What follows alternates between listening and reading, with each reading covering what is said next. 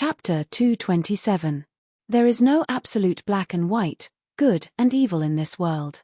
The good people in most people's eyes will also do bad things, and the evil people in everyone's eyes will also have a soft and kind side. Su Zhenjin died in order to save people and crossed over to this world. She came with merits, but this does not mean that she is a good person who is willing to sacrifice herself for others again and again. Only those who have died once know how precious life is. Especially during the days she spent with Zunrandu, Su Zhenjin had been subdued by the demeanor and elegance of the male lead and fell deeply in love with him. With a lover and someone to tie her down, she began to fear in her heart, fearing that one day she would be beaten back to her original form. After all, this is a world of warlocks, and she is actually just a lonely wild ghost who has seized Su Wan's body. This kind of worry about gains and losses, made Su Zhenjin thin and haggard in an instant, and Zunrandu was with Su Zhenjin every day, so he was naturally keenly aware of her changes. Under Zunrandu's repeated questioning, Su Zhenjin finally confessed. She naturally wouldn't say that she was a lonely wild ghost, and she couldn't take the initiative to tell Zunrandu that this was the world of a novel, and her current identity was just a cannon fodder supporting female character. What she told Zunrandu was another story. This story went like this. Su Wn actually had a twin sister, but she died in the womb before she was born. Because of her full yin physique, her sister's soul had been sleeping in her body. Until not long ago, her body suddenly changed and her sister's soul suddenly appeared. Then, the yin qi in her body leaked out, her sister and an old ghost took her to Mount Mao, and then met Ma Yu halfway. Su Zhenjin's original intention was just to hide her true identity. She said to herself that she didn't mean to deceive people. Moreover, Su Wan couldn't return to her body now. She was really just a ghost, and she was still with Ma Yu. A strong man like Ma Yu was willing to protect her.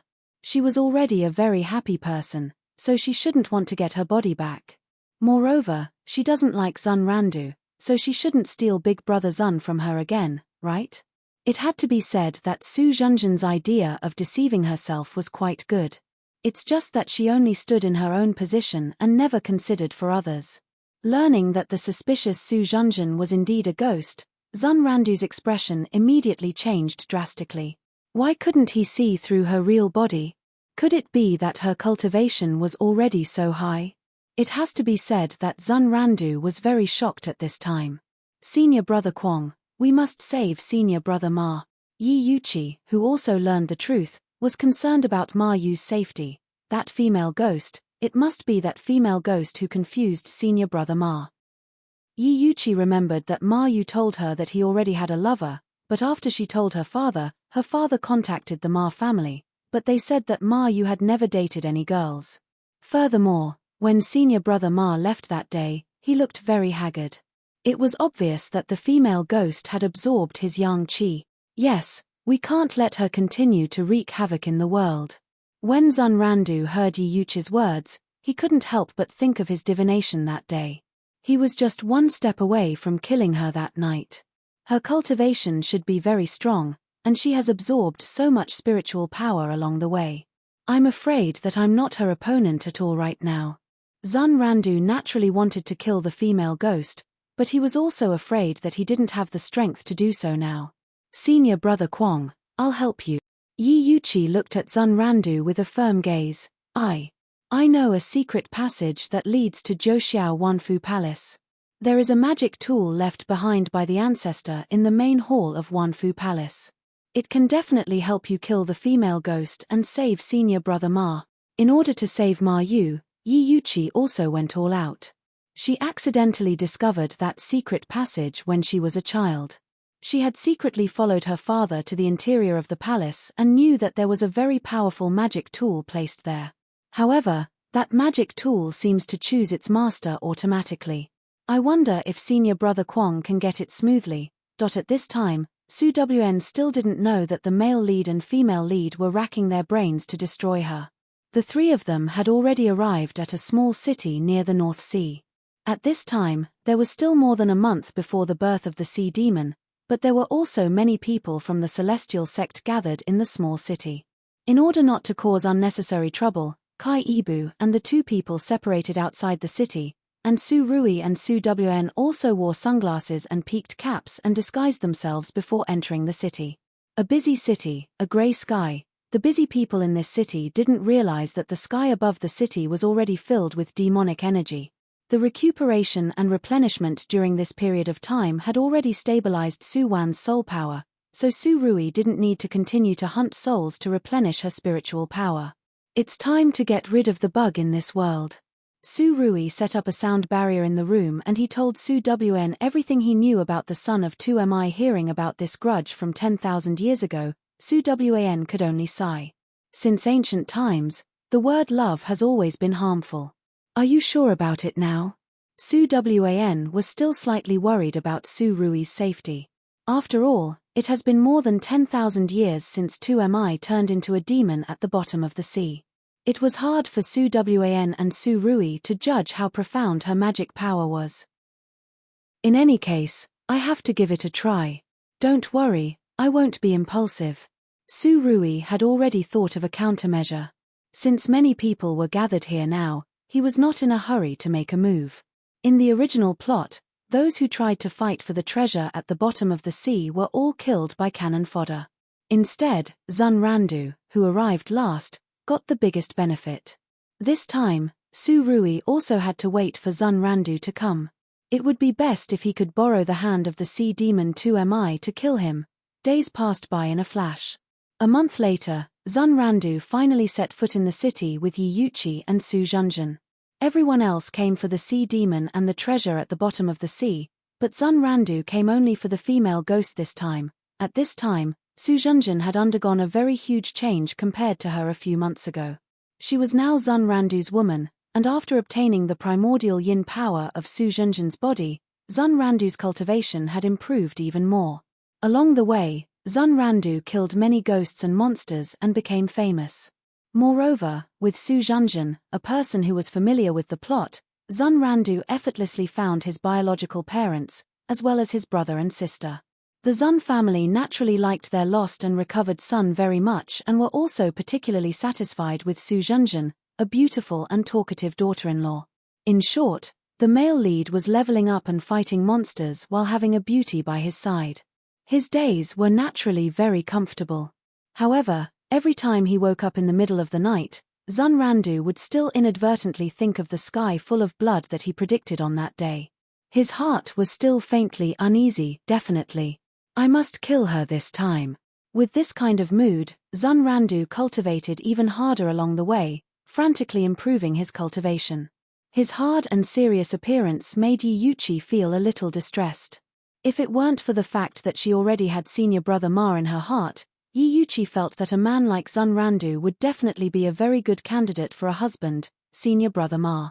Thinking of the peerless Ma Yu, Yi Yuqi's heart was even more complicated. How could a heavenly being like senior brother Ma be bewitched by a female ghost? It must have been that female ghost who took advantage of senior brother Ma and Mohan's battle to enter and confuse his mind. One day, senior brother Ma will wake up, he definitely will.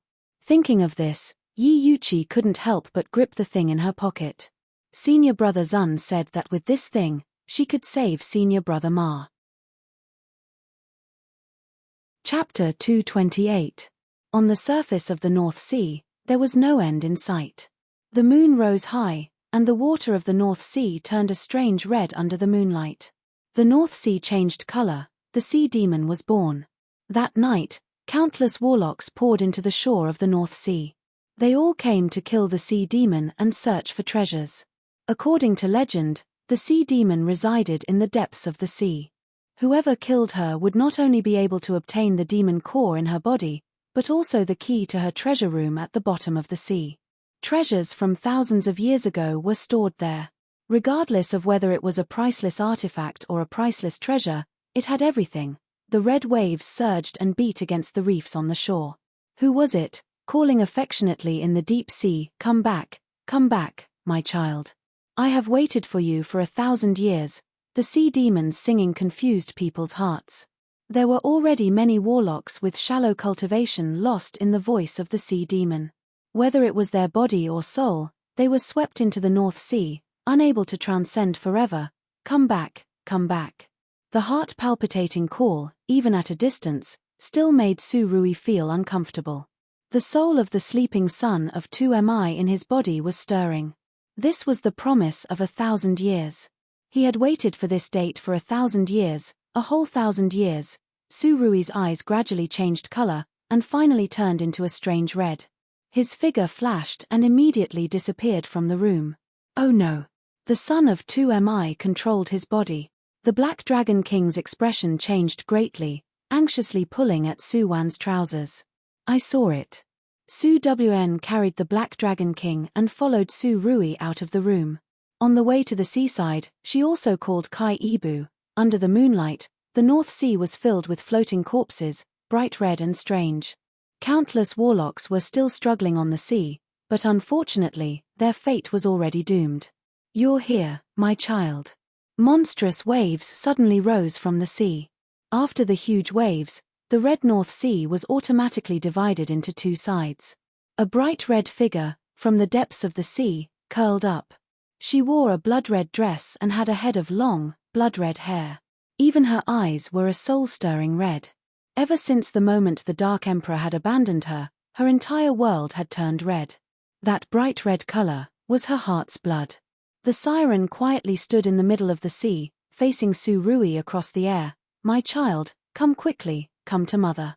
Yes. The voice of the son of 2Mi was a little hollow and blank. The agreement of 1,000 years was nothing more than a death agreement. He did not know what joy there was in life and what bitterness there was in death. In the endless cycle of reincarnation, he no longer had his own thoughts. His only will was to keep repeating this promise. Looking at the man walking towards her step by step, the siren revealed an extremely gentle smile. She slowly extended her hand towards her child. At this time, Su Rui had already walked in front of her. Just like every time, his scarlet eyes were empty and he involuntarily extended his hand. The moment the two hands touched each other, Su Rui's lips suddenly curled up into a cold and charming arc. The suddenly condensed spirit sword pierced through the sea monster's body without hesitation. Ah! She screamed and wailed, and the whole sea roared. You're not him. What did you do to my child? What did you do to him? The sea monster screamed and transformed into a huge 2Mi flower. At this time, the flowers were dyed a strange scarlet red, swaying wildly on the Red Sea. Your son, he was in pain, I just helped him get rid of it. Su Rui floated quietly on the sea. He didn't want to confront the sea monster head-on, but Zun Randu never appeared. Su Rui could no longer wait and could only take the initiative to attack. You obliterated him? You dared to obliterate his soul. The mournful voice carried unparalleled despair. I want to kill you all, kill everyone, let you be buried with him. As the waves rolled, the 2Mi flower on the sea suddenly stretched out countless branches, wrapped around the bodies of the surrounding warlocks and rolled them to the side of the flower. Countless sharp fangs grew out of the red stamens and instantly devoured and chewed the bodies of the warlocks. Blood splashed, and the scene was tragic. At this time, Su Rui once again drove his spirit sword, silently recited the Ma family's exorcism incantation, and began to constantly attack the sea monster's body. Unfortunately, her magic power was too profound. Even if she was just sneak attacked by Su Rui, she could still calmly dodge Su Rui's attack. 2Mi, she has been a demon for 10,000 years. She is a powerful monster that should not exist in this world. With the spiritual power of this world, it is impossible to destroy her. Ma Yu.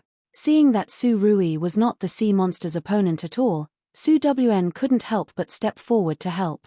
Girl, don't go over, it will make him confused. Kai Ibu, who rushed over anxiously, didn't have time to wipe the sweat on his head.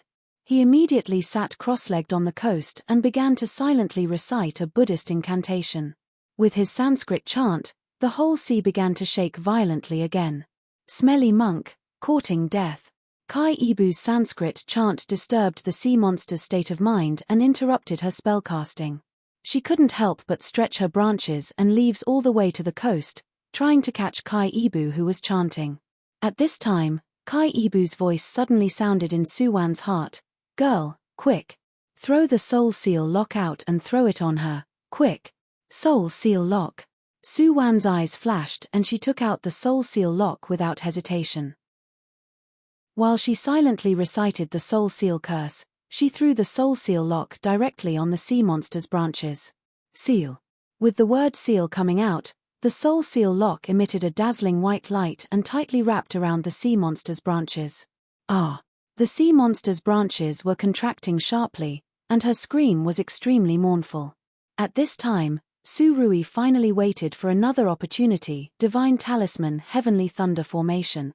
This is the most powerful and most vulnerable Heavenly Thunder Formation among the Ma family's secret techniques. Its power is boundless. As long as this blow is completed, the sea monster will definitely be seriously injured by him. As long as she is dealt with, the order of the world will return to normal.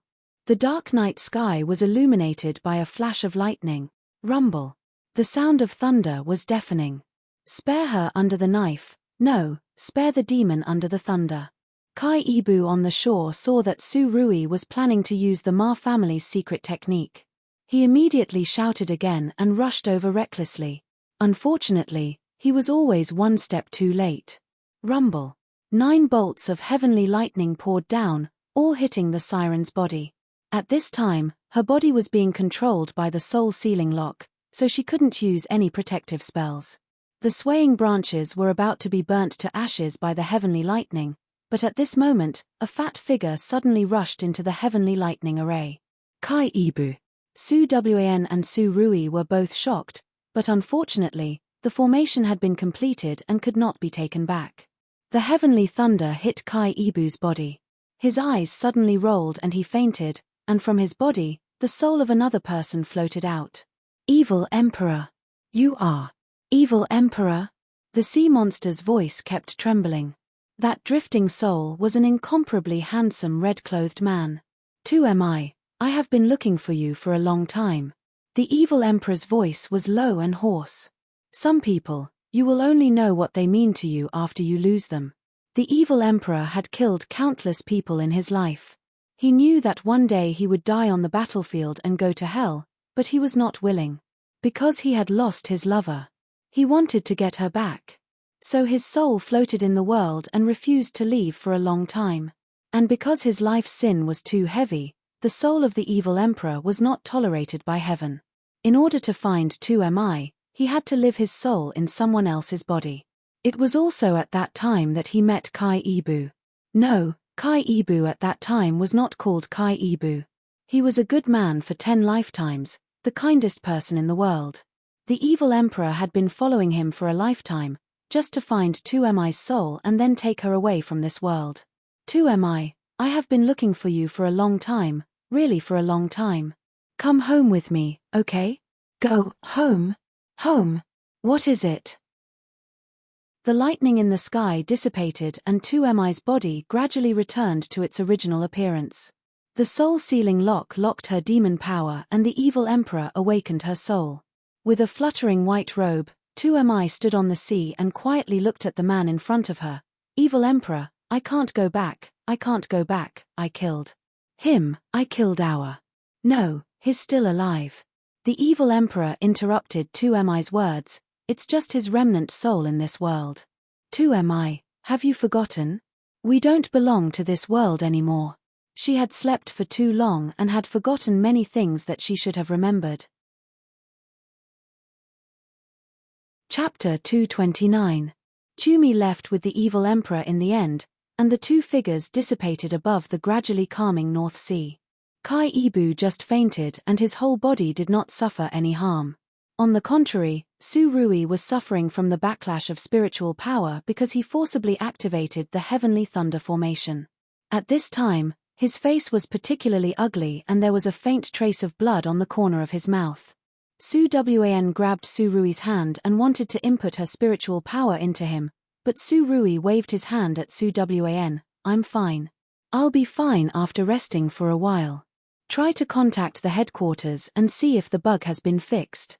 "Yes." Su Wan immediately closed her eyes and concentrated on contacting the headquarters. Right at this time, a voice suddenly interrupted Su Wan's transmission of spiritual power. "Miss Su, what happened to senior brother Ma? Is he okay?"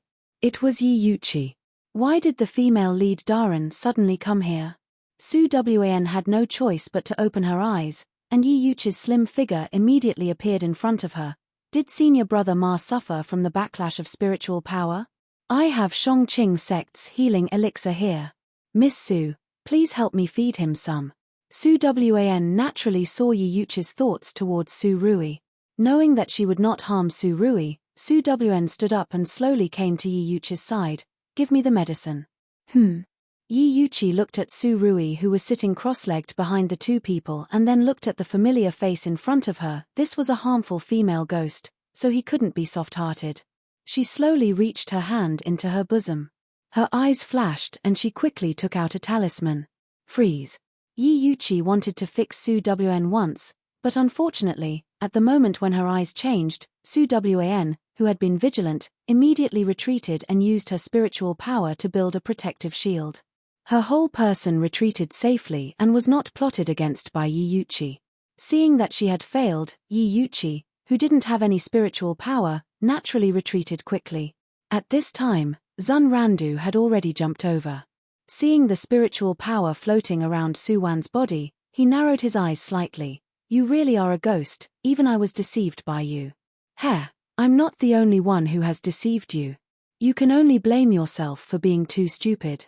Hearing Zun Randu's words, Su Wan smiled disdainfully and her cold eyes looked at Su Zhenzhen not far behind him. Su Zhenzhen was glanced at by Su Wan and immediately lowered his head guiltily. Stupid. Zun Randu did not pay attention to the deeper meaning of Su Wan's words. Seeing that Ma Yu behind her had already opened his eyes and stood up, in order to avoid complications, Zun Randu immediately summoned the ancient magic weapon he obtained in Ju Xiao Wen Fu Palace, the demon refining pot. It was the demon purification pot. When he saw the small and quaint copper pot in Zun Randu's hand, the Black Dragon King couldn't help exclaiming in his heart, Little Yeye, your wife is dead for sure this time. That is the ancient divine weapon, the demon refining pot, which can refine everything in the world. A mere wisp of soul was extinguished the moment it entered the pot. Zun Randu, you dare. Hearing the Black Dragon King's words, Su Rui's expression immediately turned sinister. He stepped forward and protected Su Wan behind him. Wife, undo the Black Dragon King's soul seal curse. Okay. Su Wan immediately undid the soul seal curse with a wave of her hand, and then with a woo sound, the little black poodle fell to the ground unconscious, and the black dragon dressed in black reappeared in the world again. Your mother, Ben Wang, was suffocated to death. The black dragon moved his hands and feet, looked at the righteous Zun Randu, and then looked at Su Rui, who was already emitting black gas. In the end, he obediently stood behind Su Rui. Little Yeye, the situation is not good. You cover. I will take your wife and escape first. What do you think? None of you can escape today. At this time, the Shongqing sect led by Yi Zian and a group of people from Shenmen all surrounded them. Martial nephew Ma, you have been bewitched by the witch. Wake up quickly and repent. Yi Zian looked at Su Rui with a sincere expression. It seems that they came prepared today. At this time, Su Wan, who was standing behind Su Rui, had already contacted the headquarters. After confirming the mission, it would still take some time for the transmission. She didn't know if she could survive this period of time, but... Ma Yu, you go. You and I walk different paths. In the end, we can't be together. Su Wan suddenly spoke, her tone was particularly low. Even if she couldn't drag it out until then, she would at most die in this world and her soul would be injured. She couldn't let Su Rui violate the rules of the headquarters because of this. The punishment for violating the rules was too severe. Su Wan believed that Su Rui could understand which was more important. In fact, how could Su Rui not understand? Su Wan's approach was right. She was always so rational, but he couldn't do it. How could he just watch someone hurt her in front of him? This, absolutely not. Be good, step back. Su Rui smiled. At this time, his pupils were already stained with the color of blood. Unlike the blood-red color of Tu Mi's son, Su Rui's red eyes were filled with endless killing intent and ferocity. He, who crawled out of a mountain of corpses and a sea of blood, How could he be afraid of these ignorant warlocks in front of him? The aura of darkness began to spread endlessly in all directions. Zun Randu, who felt extreme danger, immediately narrowed his eyes and the demon refining pot in his hand was thrown out. Black Dragon, get on me. At the critical moment, Su Rui suddenly shouted. Roar. With a heaven-shaking dragon roar, the black dragon transformed into his original body, his huge figure blotting out the sky and covering the moon, instantly merging with Su Rui's body, Catcher. White lightning streaked across the sky, and after bursts of thunder, there was an endless violent storm. The Dragon King, who had been silent for thousands of years, what was his true strength? Demon refining pot? Hair. In the midst of the storm, a handsome man with long black hair gently waved his hand and the demon refining pot, which was sealed as a divine object, immediately fell into his palm. The real demon refining pot, Ben Wang has used it to drink wine, let alone this imitation. Crack. With a soft sound, the demon refining pot that everyone was looking forward to was directly crushed into pieces. Black Dragon King, did you see it? Did you see it? This is this king's true strength. Us lowly mortals can only kneel down and submit to him. Su Rui. Shut up. With a cold shout, Su Rui's long black hair quickly became short again, returning to his original appearance. Black Dragon King. Will you die if you let Ben Wang act pretentiously for a while? Little Yaya and what not are the most annoying Tilda today, all of you are going to die. Su Rui landed on the ground, his back facing Su Wan, and once again condensed his spirit sword. At this moment, his spirit sword was constantly entangled by the red evil spirit and the black aura of darkness, emitting an endless aura of death. Xiao Wan, I swore to myself that I would never allow anyone to hurt you, especially in front of me. If he didn't kill all the people in this world, the tyranny in Su Rui's heart couldn't be quelled at all. At this time, after the thunderstorm, the moon in the sky was blood red. This is. Zun Randu stared blankly at Su Rui, whose evil spirit soared to the sky. At this moment, he finally understood that the monstrous blood color he saw that day, the person the great karma technique guided him to find that day, was not that female ghost, but Ma Yu in front of him. Is this the so-called fate? Su Wan stared blankly at Su Rui's back. For the first time, she took the initiative to cut off the transmission from the headquarters. Xiao Wan, be good, I'm here to take you home. That was the first time she met Su Rui, and that was the first sentence Su Rui said to her. That was the first point where they met in this life. Gloomy eyebrows, bloodthirsty eyes. Supercilious and ferocious, it was the General Su in her memory. Su Rui. She couldn't help but call out his name. I'll accompany you. I'll accompany you to watch the destruction of this world. I'll accompany you to slaughter in the mountains of corpses and seas of blood. I'll accompany you to accept the punishment from the headquarters. We were separated once, and from now on, it is necessary for us to never be separated. Fool. Su Rui gently turned around and hugged Su Wan tightly in his arms. You are Su Wan. How can my wife be so irrational? I'm waiting for you to go back. To save me. As he spoke, Su Rui lowered his head and kissed Su Wan's lips deeply. His other hand condensed spiritual power and gently patted Su Wan's back. She immediately fainted in his arms. Wife, you'd better not look at these bloody scenes, you can sleep in peace. Putting Su Wan on the ground, Su Rui gently kicked Kai Ibu, who had been unconscious. Hey, stop pretending, help me look after my wife, otherwise I'll chop you up too. Chapter 230. This night, Beihai was still red. The blood of the warlocks dyed the sea a blood-red color, and this was just the beginning. The Black Dragon King's soul had already come out of Su Rui's body, and now he no longer dared to call him Little Yaya easily. Your mother, Ben Wang, has lived for tens of thousands of years and has never seen such a ferocious human being. The degree of ferocity was simply outrageous. Not only did he kill those warlocks with his own hands, but he also enslaved their souls and instructed their souls to kill the mortals of the entire world. A good world turned into a hell on earth overnight. How many people's families were destroyed? How many souls were better off dead? Not enough, far from enough. The Shongqing sect, which was once full of spiritual power, has now become a dead mountain. There were no living creatures on the mountain and at the foot of the mountain. He didn't even let a bird go. So ferocious and inhumane, the Black Dragon King had no choice but to admit defeat. Your mother, the human world is too dangerous. Benwang should go back to the Dragon Abyss and cultivate properly. Zunrandu, don't you like catching ghosts very much? In a blood-red and empty city, Su Rui smiled and snapped his fingers. Immediately, several souls flew out trembling. They were Zunrandu's relatives. Now, they were nothing more than broken souls.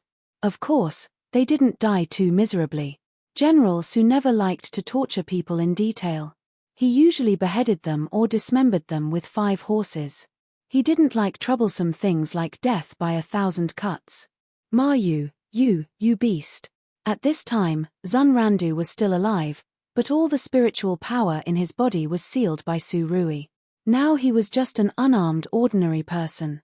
You can curse as much as you want, curse all the dirty words you can think of. Zunrandu, do you know? I've lived for a long time, I've been to many worlds, I've seen many people, you are the first. The first person who dared to attack my woman in front of me. As he spoke, Su Rui's red eyes flashed and a bloodthirsty smile appeared on his face. You actually want her to die? If you want her dead, then I'll let your entire sect, your entire family, and everyone related to you in this world die. As he spoke, Su Rui suddenly took out a stack of talismans from his bosom, and then he snapped his fingers again. Immediately, a group of souls of the warlocks he had enslaved automatically formed a formation. As those talismans burned, the ghosts of the Zunrandu family began to scream miserably. Their souls were burning, and as they burned, countless souls were summoned. This was the Ma family's spirit summoning technique. By burning the souls of their loved ones, they could summon the spirits of the other heroes who had been slumbering underground. Some of those spirits had been sleeping for 100 years, but this time they were all summoned. Almost all the people who appeared in the Zun family's genealogy appeared here.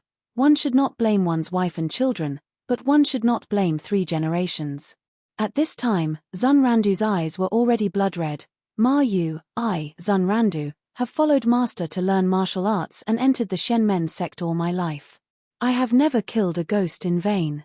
On that day, I used divination to divine the blood-red future and calculated that the end of the human world was coming. I had to stand up for the sake of the common people in the world. Even so, I did not kill Su Zhenjun that night. I never kill the innocent.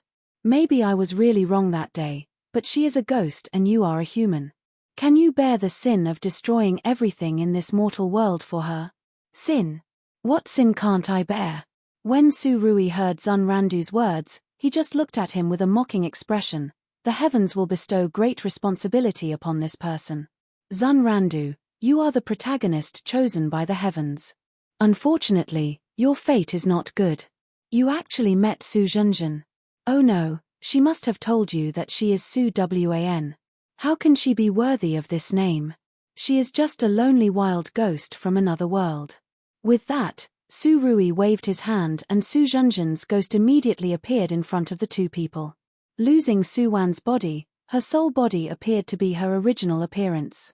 She was just an ordinary woman who couldn't be any more ordinary, even older than Zunrandu. How could this be? Looking at the completely unfamiliar soul, looking at that completely unfamiliar face, Zunrandu's mind shook violently. Su Zhenjun was the real Su Wan, and his wife Su Wan was a lonely wild ghost named Su Zhenjun. She occupied Su Wan's body and deceived him in her name. Why did you lie to us? At this time, the female lead Yi Yuqi, who was left to the end by Su Rui like Zunrandu, looked at Su Zhenjun with bloodshot eyes. They were all deceived by her. She said that Miss Su, who followed senior brother Ma, was a female ghost. But it turned out that she was the real lonely wild ghost. Yi Yuqi hated evil the most in her life. Although she had always liked and admired senior brother Ma from the bottom of her heart, she had never thought of breaking up others or forcing anything. It was just that when she heard that Miss Su was a female ghost, she instinctively felt that senior brother Ma was bewitched by the female ghost and she wanted to save him. Yi Yuqi never thought that everything would end like this. The color of blood is just right tonight. I'll tell you 2 a story. Seeing Yi Yuchi's tears of blood, Su Rui's eyes flashed and he slowly opened his mouth with a low smile. This story has a name called The Strongest Warlock. Su Rui slowly narrated everything in the original plot in a cold voice. Not only Yi Yuchi and Zun Randu, but even Su Zhenjin and the Black Dragon King were stunned. It wasn't until this moment that Su Zhenjin realized that she was not the only one who had mastered the plot. That's it. After telling everything, Su Rui looked up at Zun Randu and Yi Yuchi. Do you know why I left you two to the end? Because you are the protagonists of this world, and now this world is about to be destroyed. As long as you two die, its laws will immediately collapse. Kill me, senior brother Ma. Her father was dead, all her fellow disciples were dead, and Yi Yuchi, who had no hope of revenge, closed her eyes tightly. What heroine? She would rather be just an ordinary person, an ordinary warlock who could subdue demons and eliminate demons. If the price of being a protagonist was to experience many tribulations and setbacks that others did not have to experience, she would rather be just an unknown passerby. As you wish. Su Rui waved the spirit sword in his hand and immediately pierced Yi Yuchi's body. In the air, the smell of blood became stronger. Zun Randu, you are the only one left. Are you afraid of watching others wail and die one by one? Oh, by the way, you are the male protagonist, you are the strongest warlock, you have amazing perseverance, how can you be afraid? Su Rui raised his hand and took out his Yuling dagger and spun it a few times in his palm. Who the hell are you? At this time, Zun Randu had already guessed some clues from Su Rui's words and attitude. You are not Ma Yu. Yes, I am not Ma Yu. Su Rui nodded. He raised his hand and ignited all the true fire talismans he had collected from the Ma family, and a hellfire immediately appeared in front of him. All the souls were being burned. Randu, save me, save me. Su Zhenjin's soul kept struggling in the hellfire, begging bitterly. But Zun Randu only stared at Su Rui's eyes, his eyes filled with unforgettable hatred. Tell me your name, even if I turn into ashes, I will find you for revenge after 100 lifetimes. My name is Su Rui. Su Rui's dagger fell on Zun Randu's arm, leaving a bloody mark. Do you know, I'm most afraid of trouble, but I don't mind tearing you into pieces. He. Hearing Su Rui's words and feeling the flesh and blood in his body being cut away piece by piece, Zun Randu's eyes became colder and colder. I remember you. I don't need it. Su Rui raised his eyebrows and bent down to look at Zun Randu. I know that Hermit Zhong taught you a secret technique that can keep your soul from being destroyed, but you seem to have forgotten what I just said. When you die, this plane will collapse. It will disappear from the thousands of planes, and no matter how powerful you are, your soul and everything about you can only be buried along with it. Unless you can also become a mission enforcer. Unfortunately, I won't give you this opportunity. Hearing Su Rui's words, Zun Randu's expression finally changed, and at this time, the monstrous hellfire was about to burn out. Su Zhenjin's soul was already on the verge of death. I curse you devil. You and Su Wn will not have a good ending, all of you will die a horrible death. Die a horrible death. Die a horrible death. Su Rui's eyes turned cold. He raised his hand and a spiritual power ran through Su Zhenjin's soul body, causing her to immediately scatter into ashes. He and Su Wn were never good people, and they had long been prepared to die a horrible death. It's just that it's a pity that they are still alive and well. This the so-called good people don't live long, but scourges live for thousands of years. When the hellfire was extinguished, there was no soul body left on the entire earth. The dagger in Su Rui's hand flew and fell on Zun Randu's body again and again. The so-called dismembering a corpse into 10,000 pieces was definitely a technical job. This world is really going to collapse, I can feel his wailing. The Black Dragon King sighed deeply and turned his head to look at Kai Ibu, who had been sitting cross-legged, and Su Wan, who was still unconscious beside him. Monk, Ben Wang is going back to the Dragon Abyss, what about you? Are you going back to your heavenly realm? Heavenly realm. Kai Ibu slowly opened his eyes and sighed slightly. Was it the cruel Su Rui, the self-righteous Su Zhenjin, or fate that destroyed this world? When Zun Randu bled out the last drop of blood in his body, the whole world was shaking. The Black Dragon King turned into a giant dragon and soared into the sky, and Kai Ibu also silently chanted the name of Buddha. His whole body turned into a golden light and disappeared. Under the blood-colored sky, only Su Rui stood there alone, the dagger in his hand still dripping blood. Seal. At this moment, a voice suddenly came from behind him. As soon as Su Rui turned his head, he saw that Su Wen had woken up at some point. She was using all her spiritual power to seal the entire area where Zun Randu's soul had scattered. In this way, even if he can come back to life, he can only be a companion of this sunken world. Su Wen softly whispered to Su Rui. Then she slowly walked in front of him and firmly held his hand. Wait for me. I will save you. En. Chapter 231. Most of the mission enforcers of the Lost Space were elites from various planes, and there were also devils who killed people without blinking.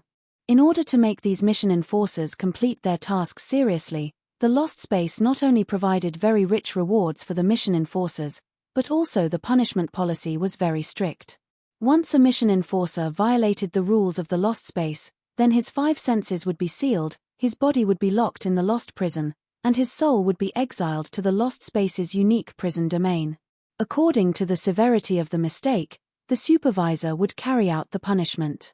The lightest punishment was to whip your soul every day until you were released after 81 days. And the heaviest punishment, no one knew what it was, because all the felons, their souls would forever stay in the prison domain, unable to escape. Of course, if you have a friend who violated the rules of the Lost Space and was locked in the prison domain, you can apply for help. Everyone has such an opportunity. Once your application is successful, the space headquarters will randomly issue a plotless mission to you. You won't know what the main storyline of this mission world is, or even what your identity will be, and the previous memories of the original owner, you won't know anything. You have to explore a world in confusion, and you have to complete the time-limited mission issued to you by the headquarters within the specified time.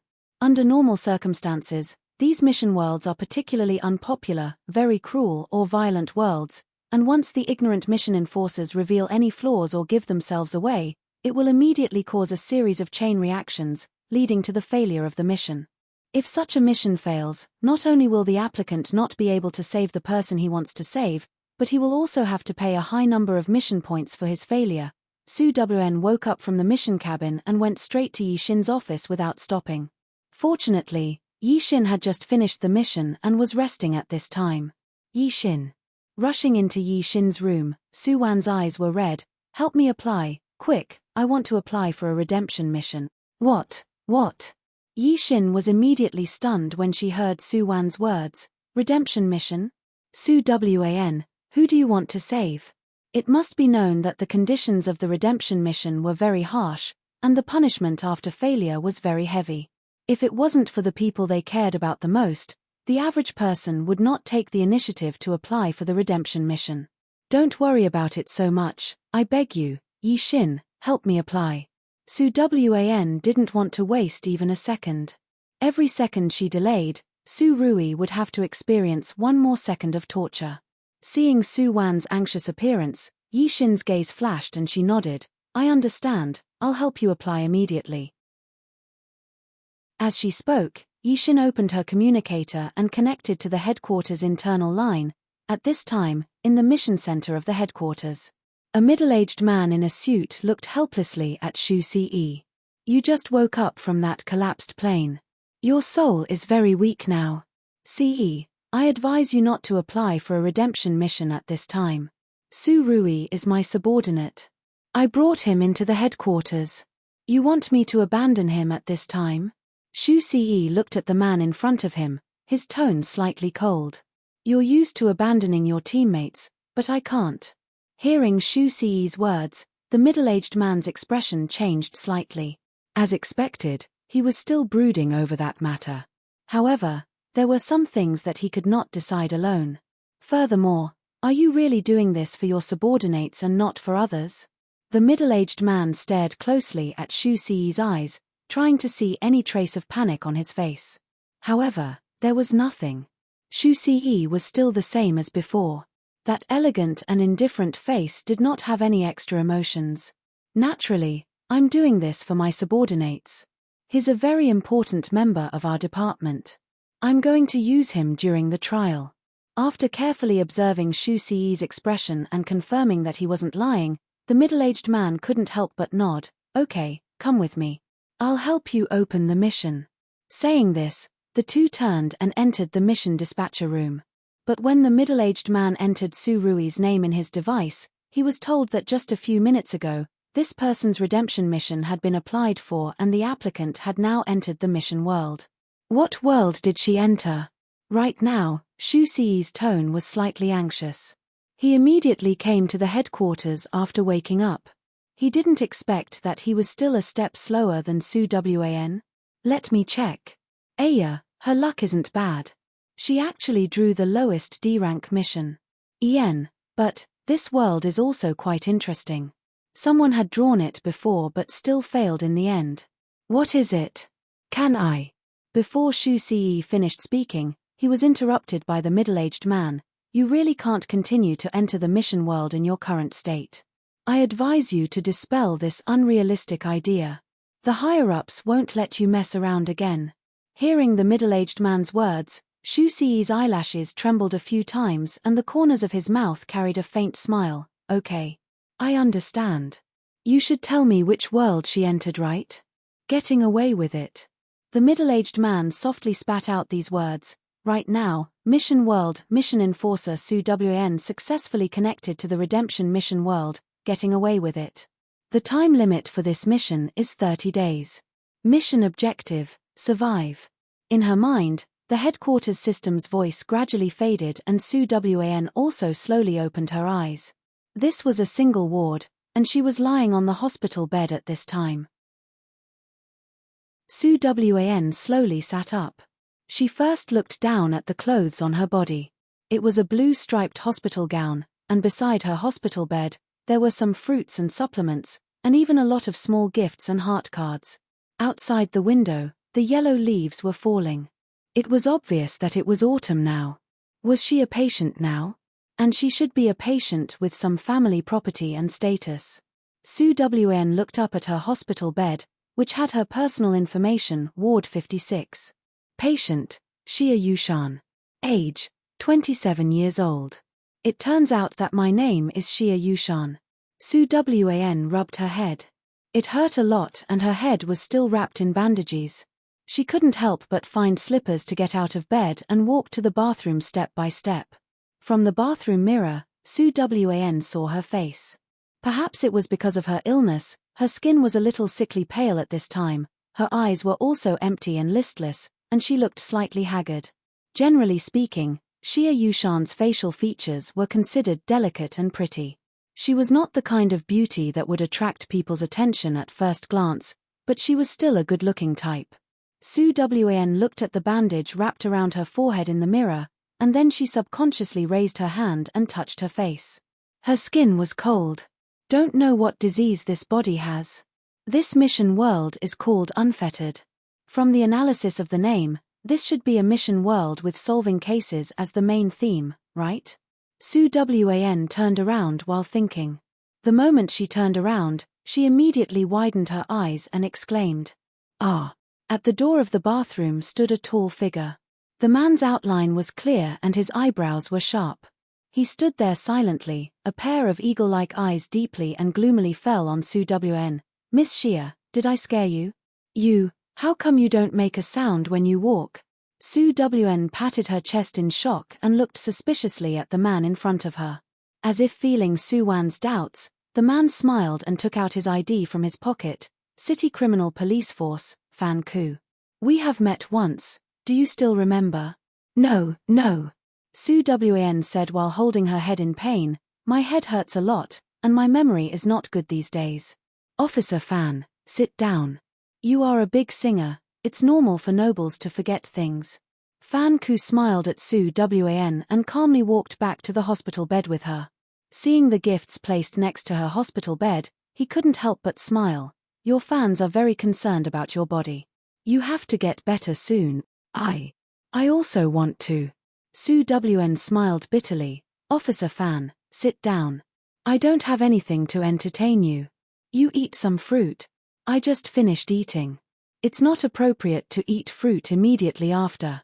Fan Ku winked at Su Wn. We criminal police officers are not as particular about diet as you artists, but we still need to understand general health knowledge. You should pay attention to your health. The safety of the citizens of the entire city depends on you. Su Wn listened to Fan Ku's words and also smiled in agreement. Seeing that Su Wn seemed to be in a good mood, Fan Ku immediately straightened his face and said seriously, "Your car accident was initially judged to be man-made. This case has now been taken over by our criminal police team 1. Car accident. It turned out that the original owner was sent to the hospital because of a car accident." Su Wan's eyes flashed and her face immediately showed an incredulous expression. "Officer Fan, you said that my car accident was not an accident, it was man-made? Who did it? Did he want to kill me? Who did it?" Fan Ku's eyes calmed down a little. "We have not identified a suspect, but," Fan Ku suddenly looked solemn and whispered in a deep voice, "Miss Xia, this is related to your life and safety. I hope you can tell me the truth. You An. Shu Ziming, have you developed an underground relationship? What the hell is Shu Ziming?"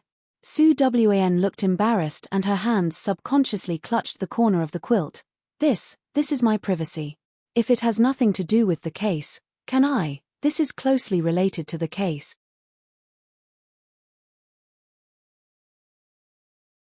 Chapter 232. You will be the third victim. Fan Ku's words made Su Wan's heart tremble. She immediately thought of her mission in this world. To live, she must live for at least 30 days. This is a world of serial murders, and will she be the next victim? Su Wan's hand unconsciously clutched the quilt on her body again. In fact, she was very happy to cooperate with Officer Fan and tell him everything she knew, but unfortunately, what did she know? She only just found out who she was. As for Shu Ziming and the 2 victims, she should know them all, but now her mind was blank. She didn't know anything, and she couldn't let anyone know that she didn't know anything.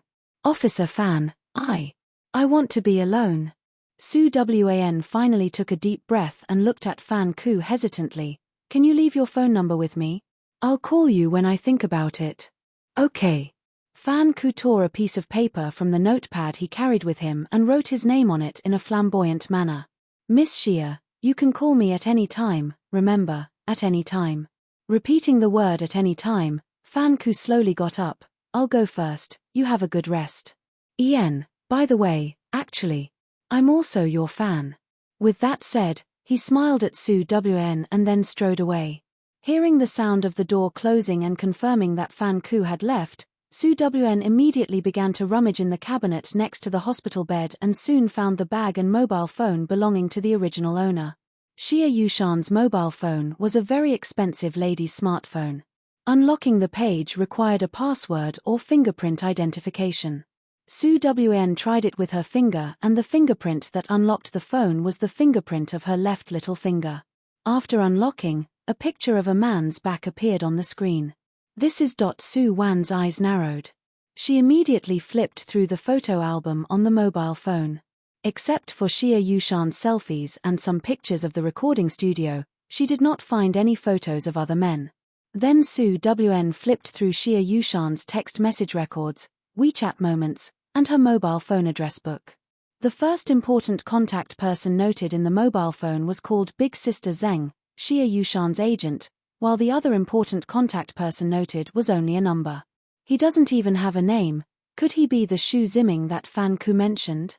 Su Wan was in a daze when her phone suddenly rang. Seeing Big Sister Zeng's face flashing on the screen, Su Wan immediately pressed the answer button.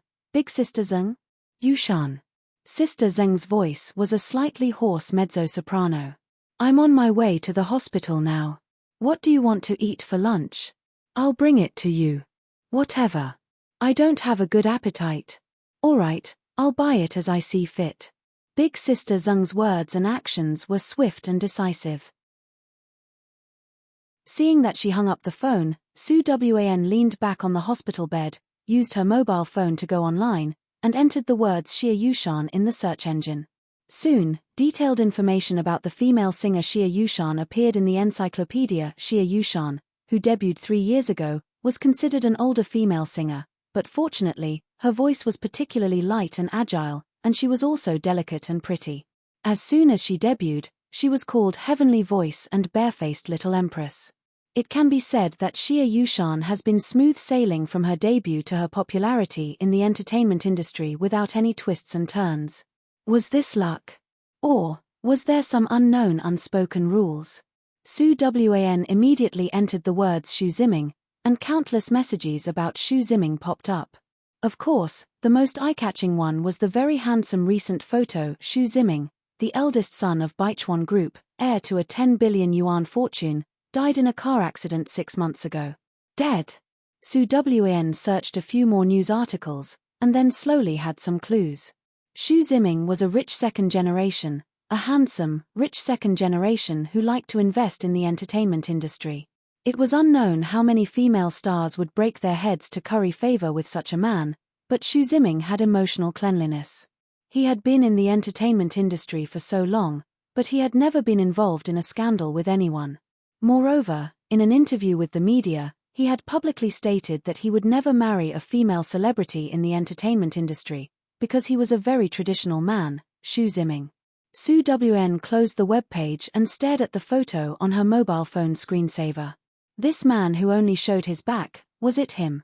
Not long after, big sister Zeng hurried to Su Wan's ward with a lunchbox. "You're here." Su Wan looked at the middle-aged woman who was in a hurry and greeted her with a smile. There was a bit of a traffic jam. Big sister Zeng opened the lunchbox and whispered while handing Su Wan chopsticks, "How do you feel today? Did the doctor say when you can be discharged?" "I want to be discharged today," Su Wan replied. As a result, when big sister Zeng heard her words, she paused. "Today?" She frowned and looked at the bandage on Su Wan's head. "The recording of the new album is not urgent, and I have already discussed with people that the other events can be delayed for a week." "Yushan, I know you feel bad, but you can't make life difficult for your body. It's been half a year, you should get over it." "Half a year." Hearing big sister Zeng's words, Su Wan lowered her eyes and hid her expression in the shadows. "A police officer came today. He said that my car accident was not an accident. Someone wanted to kill me." "What?" Hearing Su Wan's words, big sister Zeng, who had always been calm, couldn't help but stand up in panic. What should I do?" "Big sister Zeng." Feeling big sister Zeng's panic, Su Wan couldn't help but raise her head and look at her deeply. "Big sister Zeng, are you okay?" "No, I'm fine." Big sister Zeng put away her flustered emotions, grabbed Su Wan's hand and looked at her fixedly. Since the police came to the door, then you should stay in the hospital to recuperate. Yushan, the circle hasn't been peaceful recently. It's safer for you to stay in the hospital." The disappearance of Lin Lulu and Tong Shinyaro one after another had now become a hot topic. Others didn't know the relationship between the two people, but big sister Zeng knew. Both of them, like Xia Yushan, were once Shu Ziming's secret girlfriends. The waters of the entertainment industry were deep. Shu Ziming looked like a gentleman on the surface, but wasn't he actually a playboy? Hearing big sister Zeng's words, Su Wan hesitated and nodded. "Okay, I'll stay in the hospital, but, big sister Zeng, that police officer asked me about Shu Ziming. How should I answer him?" "Don't say anything." Big sister Zeng's expression immediately became very solemn. "You are now on the rise. Once you have something to do with him, people will definitely say that you relied on him to get to the top and that you were taken advantage of by him. Your reputation will definitely plummet because of this. This circle is like this. When it comes to men and women, they will always think of the exchange of benefits. No one will believe that you really love each other. And he has been dead for half a year. As long as you don't admit it, the police will not force you on this matter." "Oh, I understand." Su Wan nodded. Seeing that she listened to her words, big sister Zeng nodded with relief. "You should eat quickly. It won't taste good when it gets cold."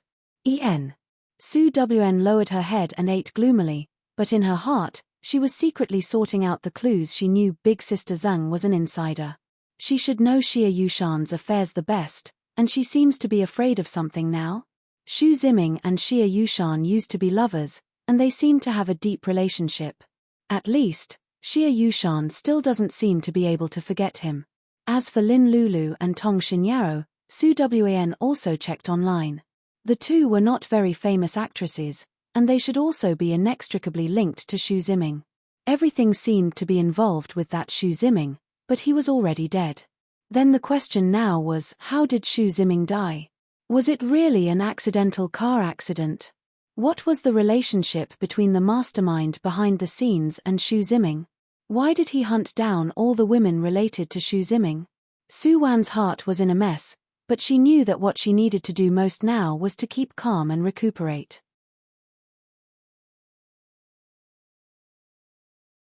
Chapter 233. After Big Sister Zheng left, a nurse came to change Su Wan's dressing and asked her for a few autographs.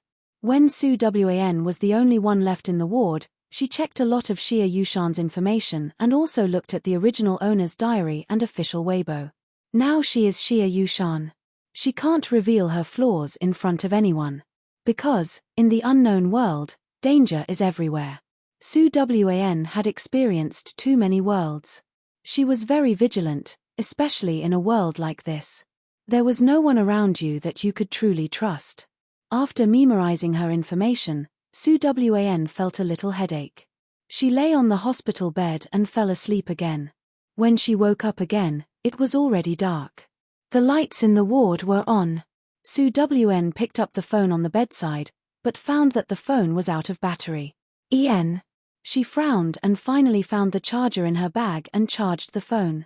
Because it was evening, there were not many figures in the garden downstairs of the hospital.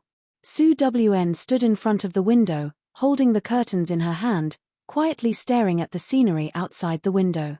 Suddenly, she felt a chill on her back. The feeling of being spied on made her hair stand on end. Who? Su Wan abruptly turned around. The ward was empty and the door was also closed.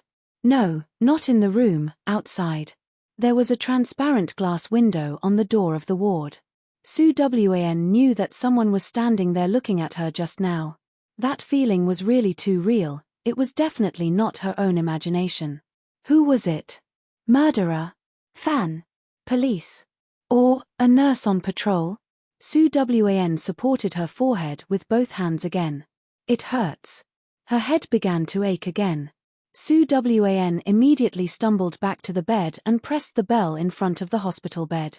Soon after, the doctor on duty came over with the interns for an examination. After all the examinations were completed and the dressing was changed, it was already 7:30 p.m. At this time, the inpatient department was very quiet, especially the high-level private ward where Su Wan lived. The entire floor was extremely quiet. Dee. When Su Wan was about to fall asleep again, the phone she put aside to charge suddenly rang. Su Wan took the phone in a daze. The moment she saw the caller ID, her eyes widened. That kept flashing. Su Wan hesitated, but still pressed the answer button. Hello? She called out softly, but there was only noise on the other end of the phone.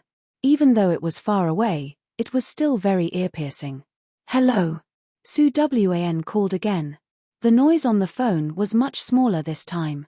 Then, there was the sound of a person's breathing, especially rapid and chaotic breathing. Who, that voice made Su Wan's blood run cold. When Su Wan was in a daze, the phone was suddenly hung up and the entire room seemed to be filled with the sound of rapid breathing just now.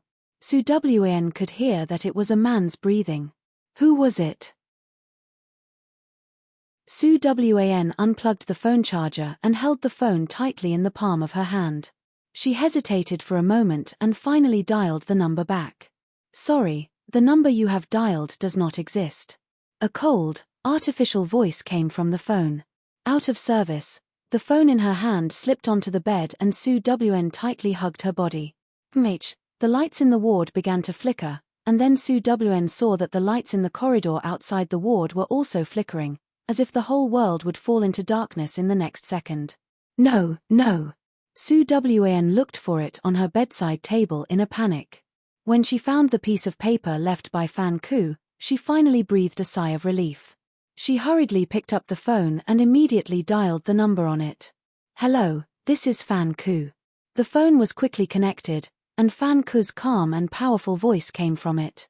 "Officer Fan, this is Xia Yushan. I'm so scared. Can you come to the hospital? I'll be right there, don't hang up." As if feeling the panic in Su Wan's mood, Fan Ku couldn't help but soften his voice. "I'm not far from your hospital now. Ian, why don't you sing me a song? I'm really your fan and I like your song Summer in a Dream very much."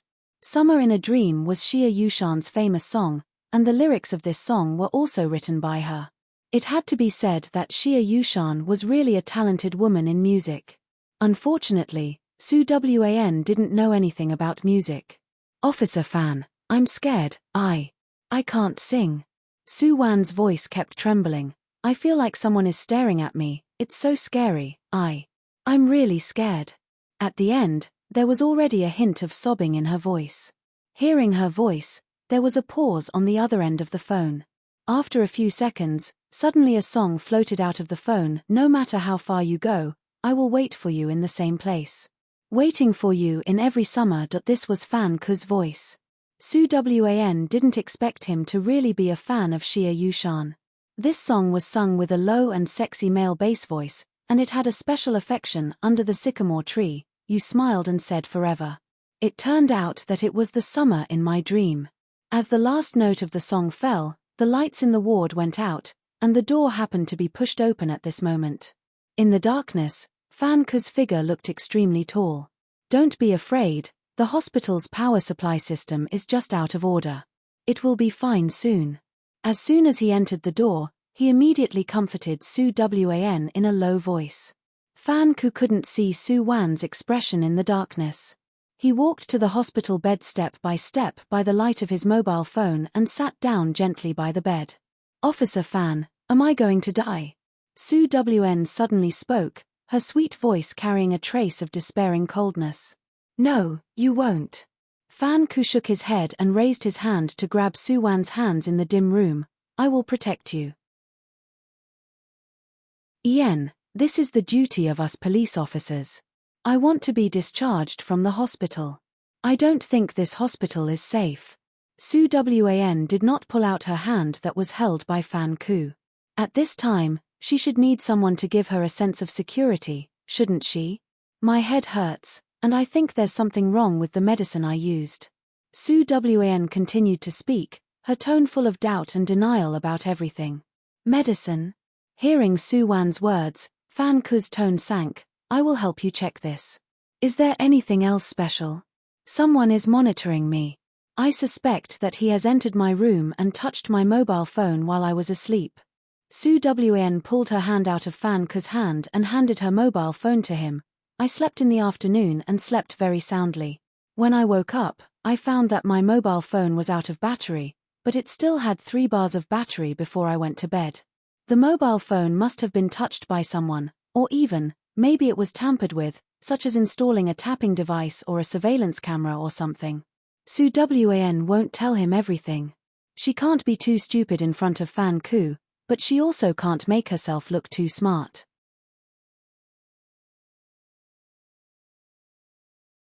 Chapter 234. Not long after, the lights in the ward turned on again, and Su Wan saw Fan Ku's messy clothes by the bed. It was obvious that when she called him, he had already fallen asleep. "Officer Fan, you." Hee. Fan Ku tidied up his shirt. "I've let Miss Xia laugh at me. I've been busy recently and haven't had a good rest. I'm on leave today, so I went to bed earlier. Then I've disturbed you. I'm so sorry." When Su Wan heard Fan Ku's words, she immediately showed an apologetic look at him. "There's nothing to disturb, it's to serve the people, not to mention to serve a beauty." Fan Ku tidied up his clothes and immediately stood up, his expression returning to the seriousness from the beginning. "It's too late tonight. If you want to leave the hospital, call someone to pick you up tomorrow. I stay here with you tonight. You can sleep. But you. It's okay, isn't there a sofa? I can fall asleep as long as I have a place." Fan Ku smiled heartily at Su Wan. You can rest assured, it's okay with me here. Seeing that Fan Ku had made up his mind, Su Wan nodded. Thank you, Officer Fan. Just call me Fan Ku. Fan Ku walked to the sofa on the side, found a comfortable position and lay down. Okay, go to sleep. With Fan Ku around, Su Wan finally seemed to be at ease. After a while, her even breathing sounded in the ward. Fan Ku on the sofa kept a posture. When Su Wan fell asleep, he slowly got up and sat on the sofa, staring at Su Wan on the hospital bed. Xia Yushan? Miss Xia? He called out softly twice. Seeing that Su Wan was really asleep, Fan Ku slowly got up, came to the hospital bed and pulled the quilt for her, and then his eyes fell on her mobile phone. She said that the mobile phone was tampered with. Fan Ku's expression was solemn. He pressed on the mobile phone and the password lock immediately popped up. Need a password? Fan Ku hesitated, entered a string of numbers, and the mobile phone was immediately unlocked, revealing the screensaver photo with only a back view. Fan Ku looked at the photo, and his eyes darkened. His fingertips quickly checked Su Wan's mobile phone for a long time, and he didn't seem to find anything unusual. In the end, Fan Ku gently put the mobile phone back in place and turned to leave the ward. When the door was softly closed, Su Wan's eyelashes trembled, but she did not open her eyes. Nothing happened that night. The next morning, when Su Wan woke up, Fan Ku was still sleeping soundly on the sofa. He went out last night and came back about half an hour later. From the beginning to the end, Su Wan closed her eyes and pretended to sleep, but her suspicion of Fan Ku increased by 1 point in her heart. In the morning, another doctor came to make a ward round. Su Wan discovered that her attending doctor had actually changed. However, even so, she didn't want to stay in this hospital anymore. After all, the information she could obtain in the hospital was too little and too one-sided. After communicating with the doctor, Su Wan called Big Sister Zeng again. Seeing that her attitude was very firm, Big Sister Zeng on the phone had to go along with Su Wan and make an appointment to pick her up from the hospital at noon. Seeing that Su Wan was ready to leave the hospital, Fan Ku, who didn't sleep much all night, finally yawned and stood up. Miss Xia, if there's nothing else, I'll go back first. Thank you for last night, Fan Ku. Su Wan sat on the hospital bed and smiled at Fan Ku. When my injury is better, I'll treat you to a meal. Okay, contact me by phone. Fan Ku waved his hand at Su Wan, and then strode away. After he left, Su Wan couldn't help but come to the window and quietly look downstairs. Not long after, Fan Ku's figure appeared downstairs. He walked to a red off-road vehicle while making a phone call. Su Wan had been quietly watching until the red Land Rover disappeared from her line of sight, then she slowly lowered her eyes. Xia Yushan lived in a very high-end enclosed garden community. At noon, Big Sister Zeng took the driver and took Su Wan home directly from the back door of the hospital. Su Wan was unfamiliar with this home. On the contrary, Big Sister Zeng looked more like the owner of this house. She helped Su Wan and busied herself until she saw Su Wan take her medicine and fall asleep in bed, and then Big Sister Zeng left with peace of mind. Shortly after she left, Su Wan woke up. Xia Yushan's bedroom was very large, and there were many dolls that little girls liked in the room. Su Wan's gaze swept over those dolls, and finally her gaze fell on the desk not far away. There were some books scattered on the desk, among which a thick diary aroused Su Wan's interest. Perhaps she was very reassured about her home. Xia Yushan's diary was not locked. This was a thick handmade diary with a cowhide cover. The book was not thick, but it was full of writing. Su Wan looked at the date. The first page of the diary was New Year's Day, starting on January 1st, and the last page of the diary was April 12th, exactly more than 6 months ago. Su Wan roughly flipped through the diary. Xia Yushan seemed to be a very simple person. Every day in the diary, she only recorded some of her daily life, what new songs came out, where she went, and what inspiration she had. But since the end of February, the style of her diary has changed. She seems to be in love. He likes to listen to me sing very much. He looks very good when he smiles.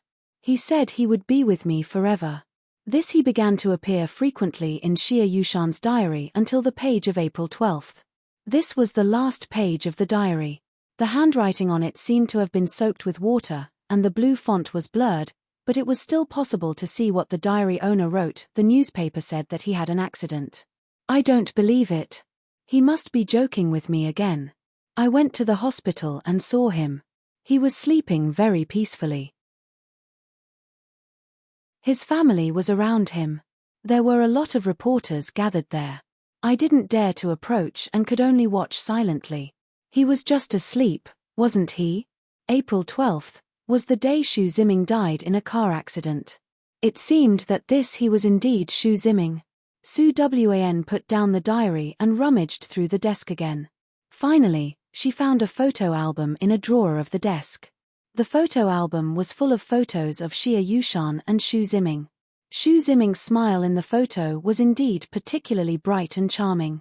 Although she had not seen it with her own eyes, looking at the smile in the eyes of the two people in the photo, Su Wan could feel that the two people were very happy at that time. On the last page of the photo album, there was a picture of a diamond ring, and behind the picture was a line of small words, holding your hand, growing old with your son. This was Xia Yushan's handwriting, and the date signed below was April 10th. Could it be that they were already planning to get married before Xu Ziming's accident?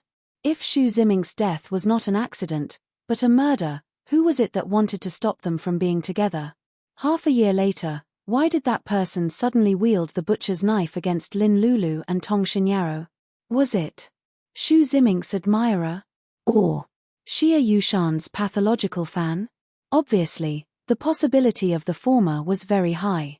Su Wan had checked Xu Ziming's information and knew that he was once known as the nation's husband. He was rich, good-looking, young and promising. It was also very normal for a high-profile and handsome man like him to be infatuated with some crazy and pathological women. Of course, if the real culprit behind the scenes was a woman, Su Wan still felt that it would be easier to deal with. What if it was a man?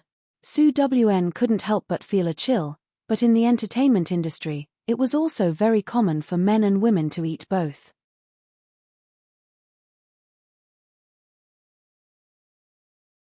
Chapter 235.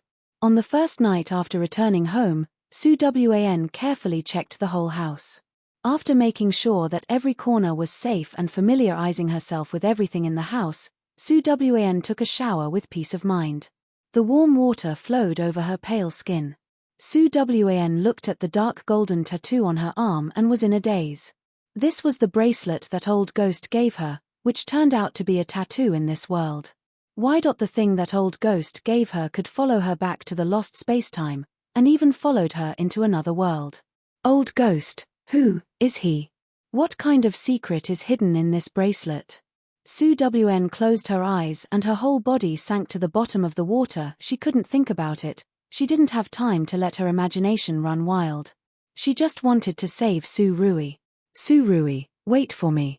You must wait for me. I can do it. I won't let you down. Su Wan didn't sleep well all night. Her dreams came one after another. In that chaotic dream, she saw Xia Yushan and Xu Ziming, and also saw many people she was not familiar with. Everyone surrounded her and congratulated her.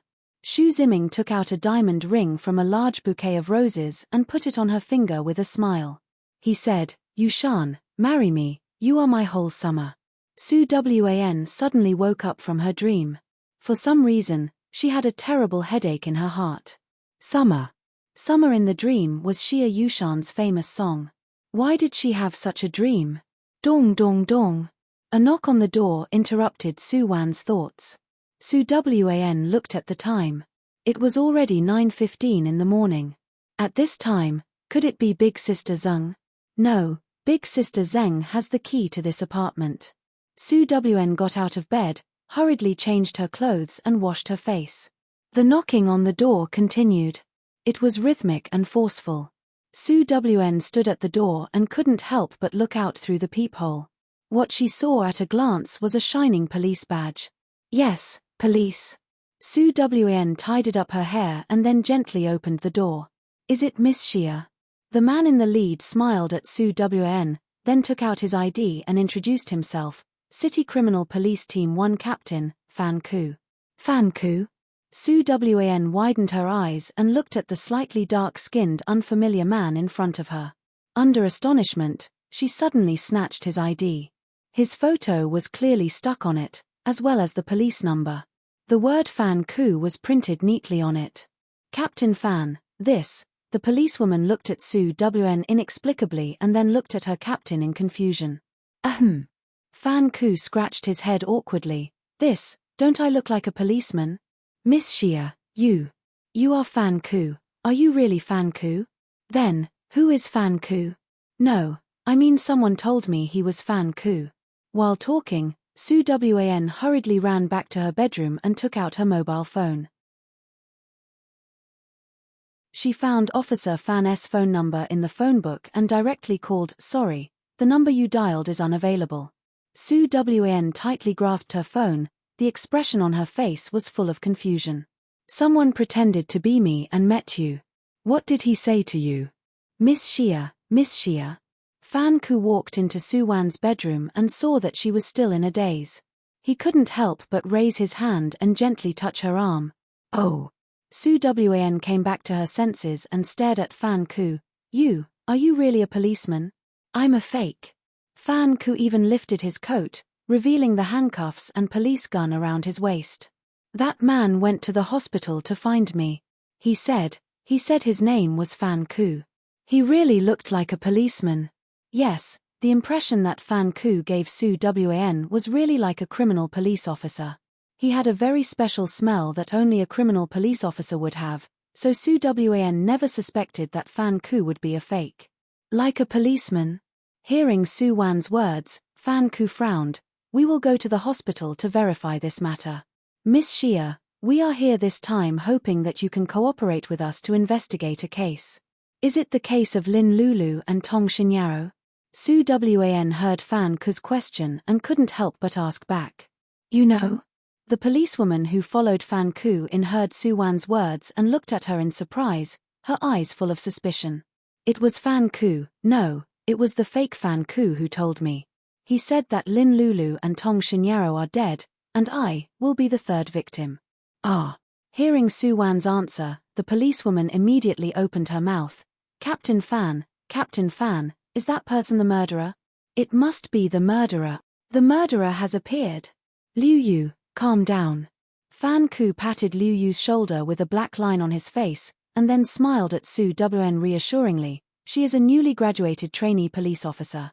She has watched too many police movies and is talking nonsense.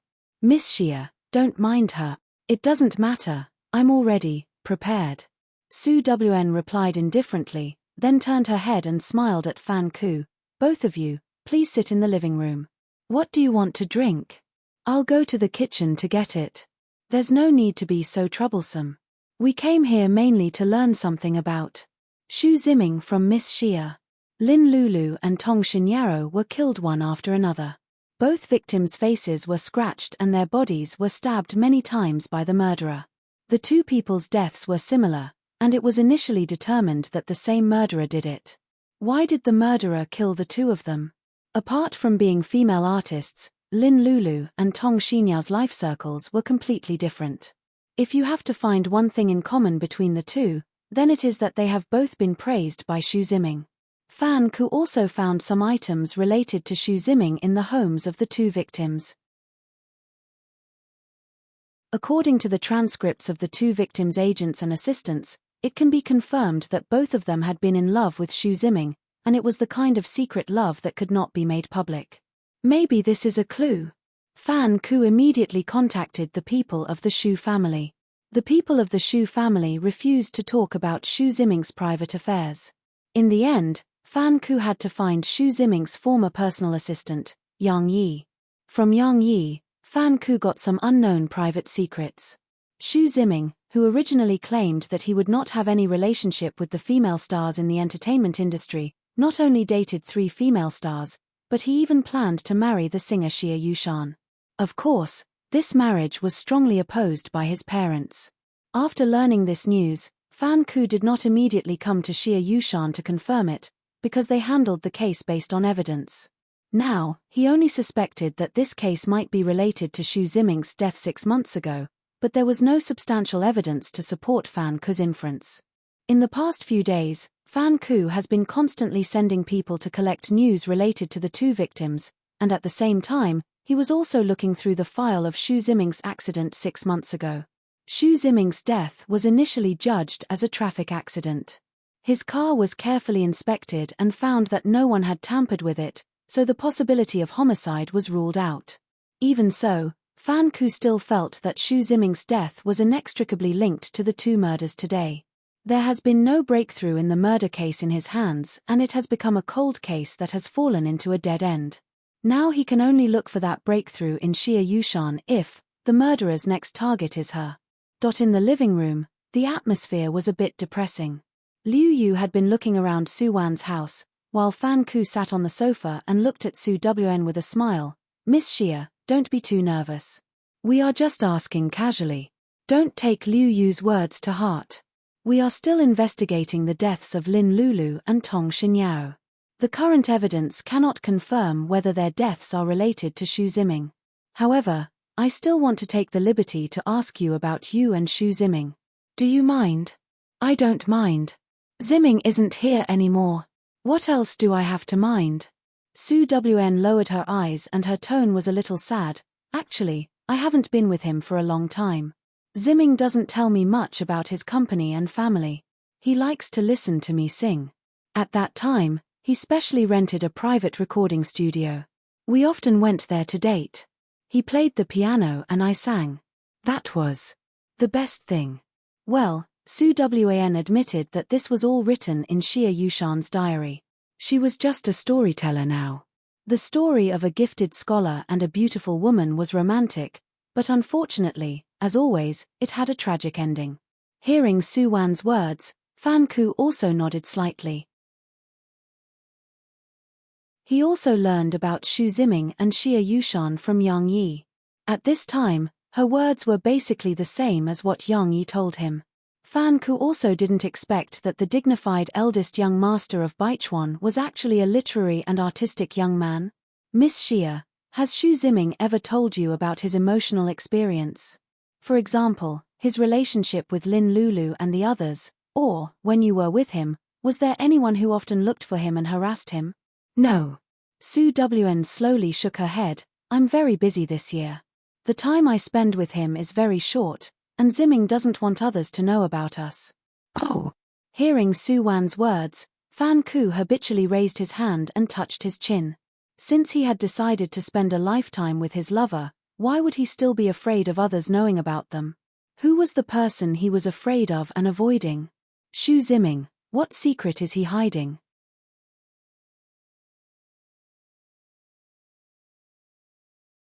Chapter 236. When Fan Ku and Liu Yu left, they also left their contact information for Su Wan as usual. At this time, Su Wn looked at the phone numbers of the two police officers' Fan in her mobile phone and she couldn't help narrowing her eyes. "Fan Ku, who the hell are you?" "Achoo." At this time, just opposite Su Wan's apartment, a man who had been holding a high-powered telescope suddenly sneezed. "Who is missing me again?" The man rubbed his nose. At this time, the phone he placed on the coffee table suddenly rang. The man looked at the caller ID and hesitated to press the answer button. As soon as the phone was connected, an exasperated voice came from inside. "Xiao Jin, you used my name to go out and show off again. Do you believe that I will arrest you for impersonating a police officer?" Ouch. Xiao Jin sat on the sofa and lazily turned on the hands-free on the phone. "Fan Ku, don't be so angry. I just saw you with a black face. Is your nightlife uncoordinated these days? Do you have an endocrine disorder? Wait. What did you just say? Did you see me? Where are you? Opposite Xia Yushan's house? Xiao Jin, are you crazy? You are not a police officer now. Don't mess around." Fan Ku's tone on the phone was particularly anxious. Xiao Jin leaned back on the sofa. "Fan Ku, you don't have to worry about my affairs. I won't interfere in your investigation. You should be able to understand, a little fan, the kind of feelings that want to protect his goddess." "Feelings my ass." Fan Ku on the other end of the phone involuntarily cursed. Even the old aunt sweeping the street can sing a few lines of that song Summer in a Dream.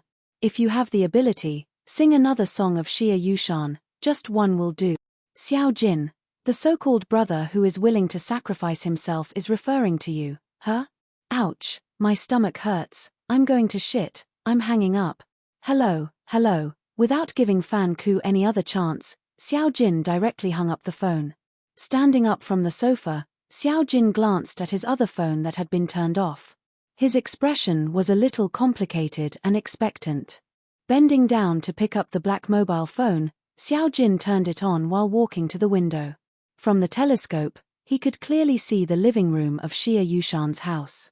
Sigh, what a pity, why can't I see the bedroom? Xiao Jin held his breath and watched Xia Yushan sitting on the sofa in a daze. She was holding the mobile phone in her hand and her eyes were empty. What was she thinking? Shu Ziming. After being in a daze for a while, Xia Yushan stood up and turned on the home theater at home. It could be seen from the screen that she was listening to her album. Well, it turned out that song queens were also very narcissistic. Xiao Jin's cold face couldn't help but reveal a smile. Actually, I am really a fan of Xia Yushan. Why doesn't Fan Ku believe it? The night sky of the city was beautiful and dangerous. Su Wan stayed at home for a day. When she opened the fridge at night, she discovered a very serious problem. There was no rations at home. It seems that Xia Yushan rarely cooks at home. There are not many things in the refrigerator, most of which are milk and drinks. Pitiful Su Wan had been thinking about things at noon and only ate some fruits. Now, her internal organs were in revolution. Call Sister Zeng. This won't do. What if Sister Zeng became suspicious? But if she went out by herself, what if something happened? Su Wan struggled for a long time. Finally, she found a lady's electric baton and pepper spray in Xia Yushan's bedroom, then she put on a hoodie and a mask and hurried downstairs. The street lights in the community were very bright. At this time, there were still some owners who had just returned, driving past Su Wan. The security guards of the community were also patrolling dutifully. Seeing that there were cameras at every corner, Su Wan finally breathed a sigh of relief. Well, don't blame her for being timid, she really cherished her life too much. Opposite the community was a shopping mall. At this time, the mall was still open. Su Wan went directly to the fast food restaurant on the first floor of the mall to eat something, and then went down to the underground supermarket to buy a month's rations. That's right, Su Wan was so ruthless. Because it was already past 8 o'clock, there were not many people in the supermarket. Su Wan picked some instant noodles and frozen dumplings and wontons. Finally, she went to the beef and mutton counter to pick for a long time and picked out a few good steaks. When Su Wan finished picking the steaks and turned around, something strange happened. Your mother. Who touched this old lady's instant noodles? All the instant noodles in the shopping cart had disappeared without a trace. Who? Su Wan vigilantly looked around. Unfortunately, she couldn't see any suspicious people, but she knew that person was nearby. Su Wan put the steaks away and bought some snacks and women's supplies. This time, she deliberately walked a bit further and then quietly went around to another row of shelves, quietly watching her shopping cart. Unfortunately, she looked for a long time and no one approached there. Instead, the security guards in the supermarket saw Su Wan's mysterious and sneaky appearance and couldn't help but look at her a few more times. Su Wan. Coming out of the supermarket, Su Wan's mood was very heavy. The feeling of being watched by people all the time was not very good. She carried big bags of things and absent-mindedly crossed the road. At this time, a grey sports car suddenly rushed over. Be careful. A deep male voice suddenly rang in Su Wan's ears. When she came back to her senses, she had already been dragged back to the roadside. The things in the shopping bag were scattered all over the ground. Su Wan turned her head to see who saved her. As a result, the moment she turned her head, she saw a familiar figure flash past the corner of the street. That was Su Wan's heartbeat suddenly accelerated. She subconsciously wanted to chase after that person, but the person next to her pulled her arm. Xia Yushan, what are you doing? Su Wan came back to her senses and looked at the person in front of her. It was Fan Ku. Fan Ku? No, you are not Fan Ku. Who the hell are you and why are you pretending to be a police officer to approach me? Looking at the man close at hand, Su Wan vigilantly took 2 steps back. Don't be nervous, I'm not a bad person. The man showed a smile that he thought was very charming. My name is Xiao Jin, I used to be a police officer, now I am a private detective. Detective Xiao Jin. Detective was really a good profession, and once the so-called detective appeared in a difficult case, then the police officers would generally be reduced to supporting roles. Su Wan observed Xiao Jin calmly. Yes, this man had a certain characteristic, and if this characteristic had to be summed up in one word, it would be protagonist, light, ring. Xiao Jin, the male protagonist of this world. Su Wan felt that she was slowly approaching the core of the plot of this world. Detective? She looked at Xiao Jin suspiciously. You have been following me? Are you the one who took my instant noodles? Xiao Jin. I hate instant noodles the most. No, I'm not monitoring you, I'm just protecting you. Also, I don't eat instant noodles, and I advise you to eat less. Xiao Jin replied in a serious manner. You're protecting me? But I don't know you. Su Wan questioned, and then hurriedly squatted down and began to pick up the things scattered on the ground. I said, we've met before. Xiao Jin's eyes suddenly stared at Su Wan's eyes. Half a year ago, at Xu Ziming's funeral. Half a year ago, funeral. Su Wan's movements stiffened, and her face was a little ugly. I'm sorry, I didn't mean to mention your sadness. Xiao Jin also squatted down to help Su Wan pick up. It was Mr. Xu who hired me. He asked me to investigate the truth of Xu Ziming's death. I have found nothing in the past 6 months, until... Xiao Jin did not continue, but his words set off a huge wave in Su Wan's heart.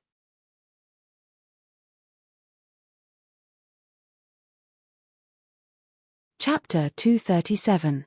I'm just a detective. At present, I haven't found any evidence to prove that Xu Ziming was murdered. Facing the agitated Su Wan, Xiao Jin's tone was very calm. Of course, I don't agree with the police that it was an accident. What does this mean? Su Wan packed up her things and held them in her hand. You think Ziming was murdered, but you haven't been able to find evidence, right? Xiao Jin shrugged. To be precise, old Mr. Xu has always believed that his son was murdered, because, well, some private matters of the employer are inconvenient to disclose. In short, although I have found nothing in the past 6 months, I will receive the Xu family's commission on time. Well, this money is enough to support my detective agency and let me say goodbye to the annoying instant noodles. Su Wan, hihi. Seeing Su Wan looking at him suspiciously, Xiao Jin took the initiative to help her carry the things in her hand. You seem to be questioning my ability to solve cases? What I want to tell you is that Fan Ku was defeated by me. I was a famous ruthless detective when I was in the police force. Really? Then can I ask why you were fired? When Su Wan heard Xiao Jin's words, she couldn't help but ask. Ah. Xiao Jin's face was a little embarrassed. How do you know I was fired? A lot of detectives in detective stories are fired. Su Wan shrugged innocently. Your mother, sure enough, art comes from life. Xiao Jin smiled bitterly. Actually, it's nothing, I just illegally detained the suspect, and trespassed into a private house, and incidentally. Okay, stop. Su Wan looked at Xiao Jin with a face of distrust.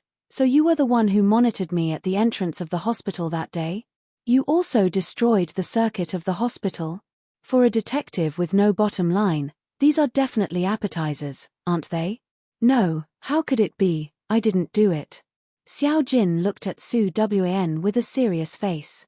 That resolute and calm face looked particularly reliable.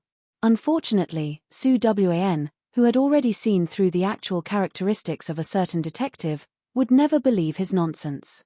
Forget it, it doesn't matter if it was you or not. I'm home, you don't have to send me off. Walking downstairs of the apartment, Su Wan snatched her shopping bag from Xiao Jin's hand. That. Aren't you going to invite me upstairs? Xiao Jin looked at Su Wan with a smile. I refuse. Leaving these 3 words, Su Wan turned around and left without hesitation. Sigh. On an autumn night, the cool breeze was blowing. Xiao Jin watched Su Wan's figure disappear, and then looked up at the light in her window. He smiled and shook his head. When he turned to leave, he first used his black mobile phone to send a message to Su Wan, then took out his work mobile phone and dialed Fan Ku's number directly. I'm very busy right now. If you have something to say, say it. Fan Ku's voice was particularly impatient. Help me check this car. Xiao Jin told Fan Ku the license plate number, and finally added slowly, just now, Xie Yushan almost had a car accident again. What? What was going on? Where is it? Beep. Beep. Without waiting for Fan Ku to finish asking, Xiao Jin hung up the phone with a bad heart. Your mother, who told you not to talk to me properly, I can't cure you. Criminal Police Unit Office. Fuck. Xiao Jin, you have guts. Fan Ku smashed his mobile phone fiercely, and then stood up in a hurry. Little Zhong, come here, contact the traffic team immediately and help me get the information of this car. I want all the information about the owner. Hurry up. Yes.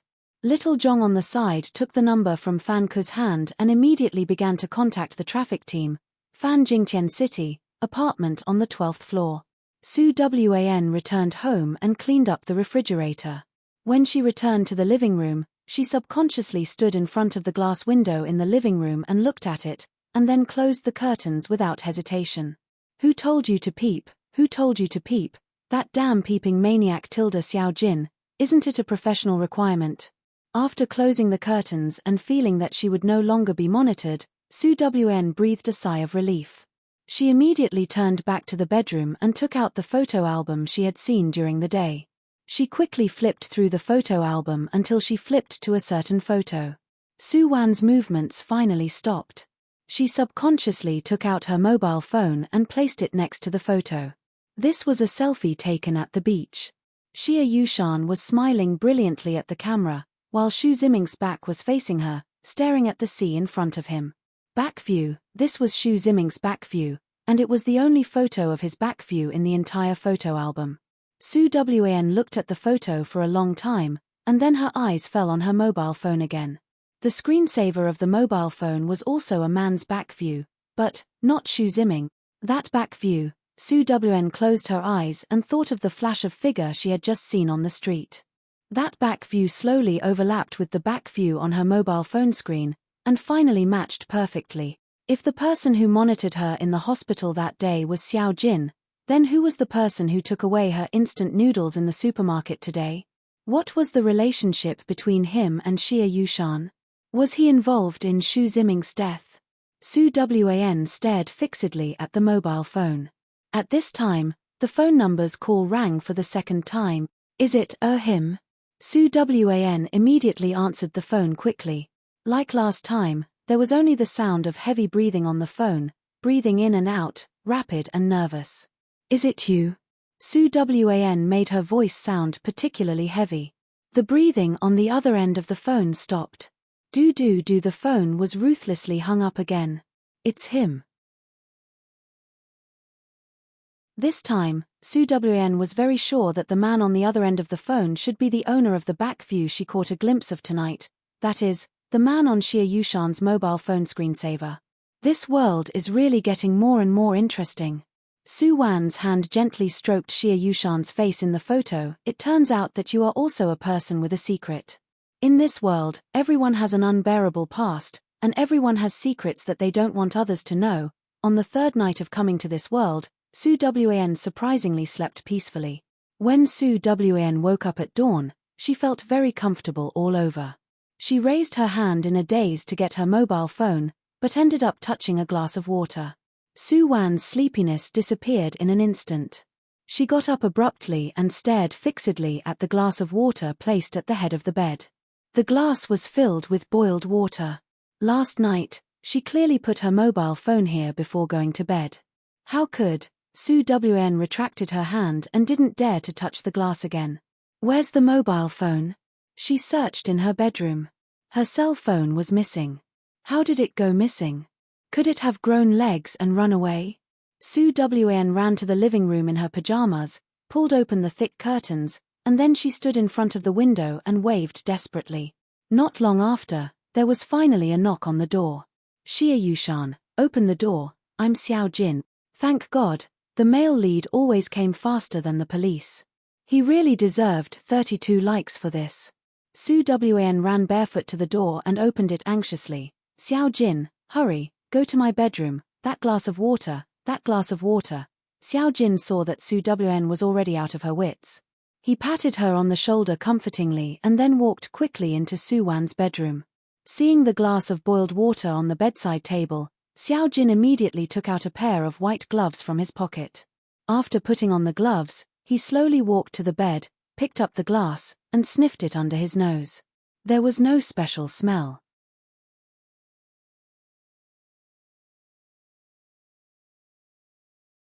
Chapter 238. The cup of water at Su Wan's bedside was finally taken by Xiao Jin to be tested. It was confirmed that there was poison inside. It was thallium. Thallium poison was colorless, odorless, and easily dissolved in water.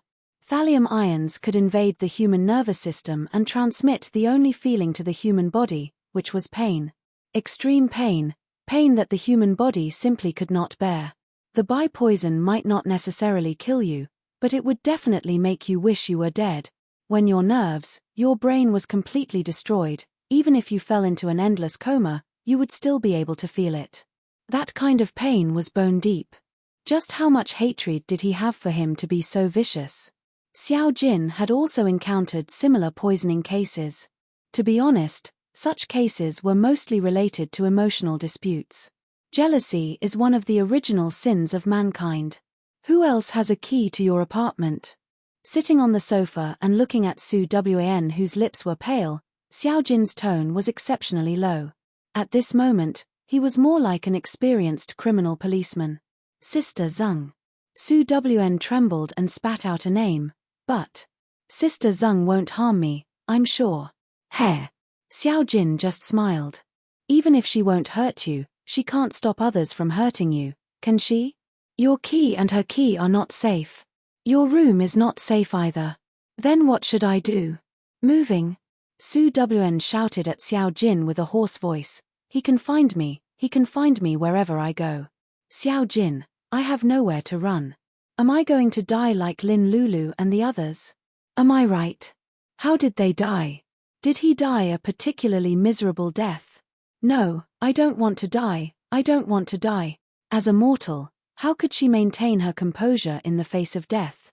She couldn't calm down.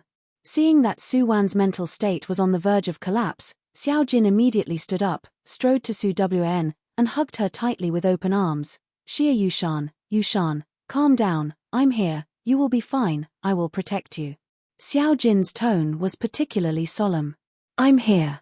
These three simple words seemed to contain boundless power, making people feel incomparably safe. Xiao Jin, save me, save me. Su Wan's hands tightly grabbed Xiao Jin's sleeves. Today you stay and accompany me. You accompany me? Yes, I'll stay. I'll stay with you. I'll watch over you. You're safe. Xiao Jin pacified Su Wan's emotions, a pair of big hands gently caressing her long hair, but that pair of eagle-like eyes, at this moment, flashed with a strange and complicated expression. For the whole day, Su Wan pulled the curtains and was excessively nervous. Seeing her restless appearance, Xiao Jin could only try his best to tell her jokes and let her not think about other things as much as possible. Let's listen to your song. I like your song Summer in a Dream the most. As Xiao Jin spoke, he had already found the CD and put it into the DVD player. This song Summer in a Dream was a love song with a little sadness. The male and female protagonists in the MV were a pair of young lovers. They had an unforgettable love, but in the end, they were forced to break up by reality. In the last scene of the MV, the sky was full of fallen petals. Under the parasol tree, the young man smiled brightly and charmingly, but the figure was gradually blown away by the summer wind and disappeared. It was said to be forever, but only one person has been waiting in the same place. It was said to be together, but it can only happen in a dream. Summer. Night came quietly. Accompanied by the beautiful and pleasant song, Su Wn lay on the bed and fell into a deep sleep. Seeing that she was sleeping soundly, Xiao Jin quietly withdrew from Su Wan's bedroom. In the living room, the dim yellow light of the floor lamp dyed the whole living room mysterious and dangerous. The LCD TV was still repeatedly playing the song Summer in a Dream. Xiao Jin narrowed his eyes and hummed softly along with the melody on the TV. When the midnight bell rang, when the song in the MV came to an end, a slight sound of the door opening rang in Xiao Jin's ears. "You're finally here." Xiao Jin suddenly opened his eyes. The pair of eagle-like eyes radiated a cold light. "You know I'm here and you still dare to appear. Your courage is really commendable.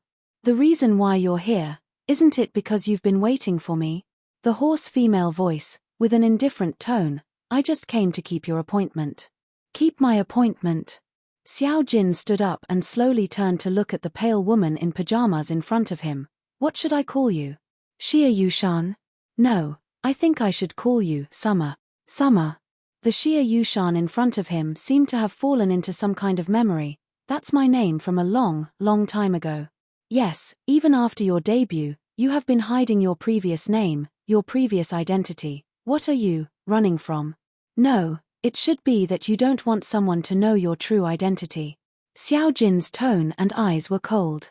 Hearing his words, Xia Yushan's eyes flashed. "Detective Xiao, you seem to know a lot, so, now I'll give you a chance to show off your reasoning skills." Xia Yushan smiled and sat on the sofa, playing the song Summer in a Dream again. Seeing that she was so fearless, Xiao Jin also smiled faintly. "You were originally called Summer. When you were 16 years old, you went abroad for treatment because of a mental illness. You changed your identity abroad. After returning to China, you debuted under the name Xia Yushan and became a hit with the song Summer in a Dream." Speaking of this, Xiao Jin's eyes swept over Xia Yushan. "You have hidden this past too well. If it weren't for the fact that I have been tracking down Xu Ziming's interpersonal network, and if it weren't for the fact that I accidentally saw his photos in middle school, it would be really difficult for me to associate the current you with Summer. But countless evidence shows that you are Summer. 14 years ago, you and Xu Ziming knew each other, and he was your first love. First love, sad and unforgettable. The song Summer in a Dream was written to commemorate Summer herself, and the other person in the lyrics referred to Xu Ziming. Xu Ziming is Bai Chuan's eldest young master. He is handsome and elegant. He was the dream lover of many girls in middle school, but few people know that under his gentle appearance, he has the heart of a prodigal son. He hides himself so well that countless people are deceived by his appearance. In fact, in addition to being a playboy, Xu Ziming has another unknown quirk. He is a voice fetish. Xu Ziming has never had the slightest resistance to a sweet and ethereal voice. Back then, you were just a very ordinary girl, but Xu Ziming pursued you relentlessly. That was because he was obsessed with your voice. Xiao Jin sighed at this point. He also found out about this after investigating Xu Ziming's love history, even including Lin Lulu and Tong Xinyao. They were not very beautiful actresses and their acting skills were average, but the two were born with a good voice and their voices were particularly pleasant to listen to. Xu Ziming's affection for you was only temporary, but you gave everything to him, including your body and mind. When he was ruthless and left, you were unwilling to accept the cruel reality, so you got sick. Xiao Jin's gaze became complicated as he spoke of this. Since ancient times, an infatuated girl would always meet a fickle lover. Xu Ziming turned away contentedly to find his next prey, but Summer's life was ruined by him. Xiao Jin had seen Summer's case abroad through his own channels. In order to treat her emotional trauma, she split into another personality. This person was Xia Yushan.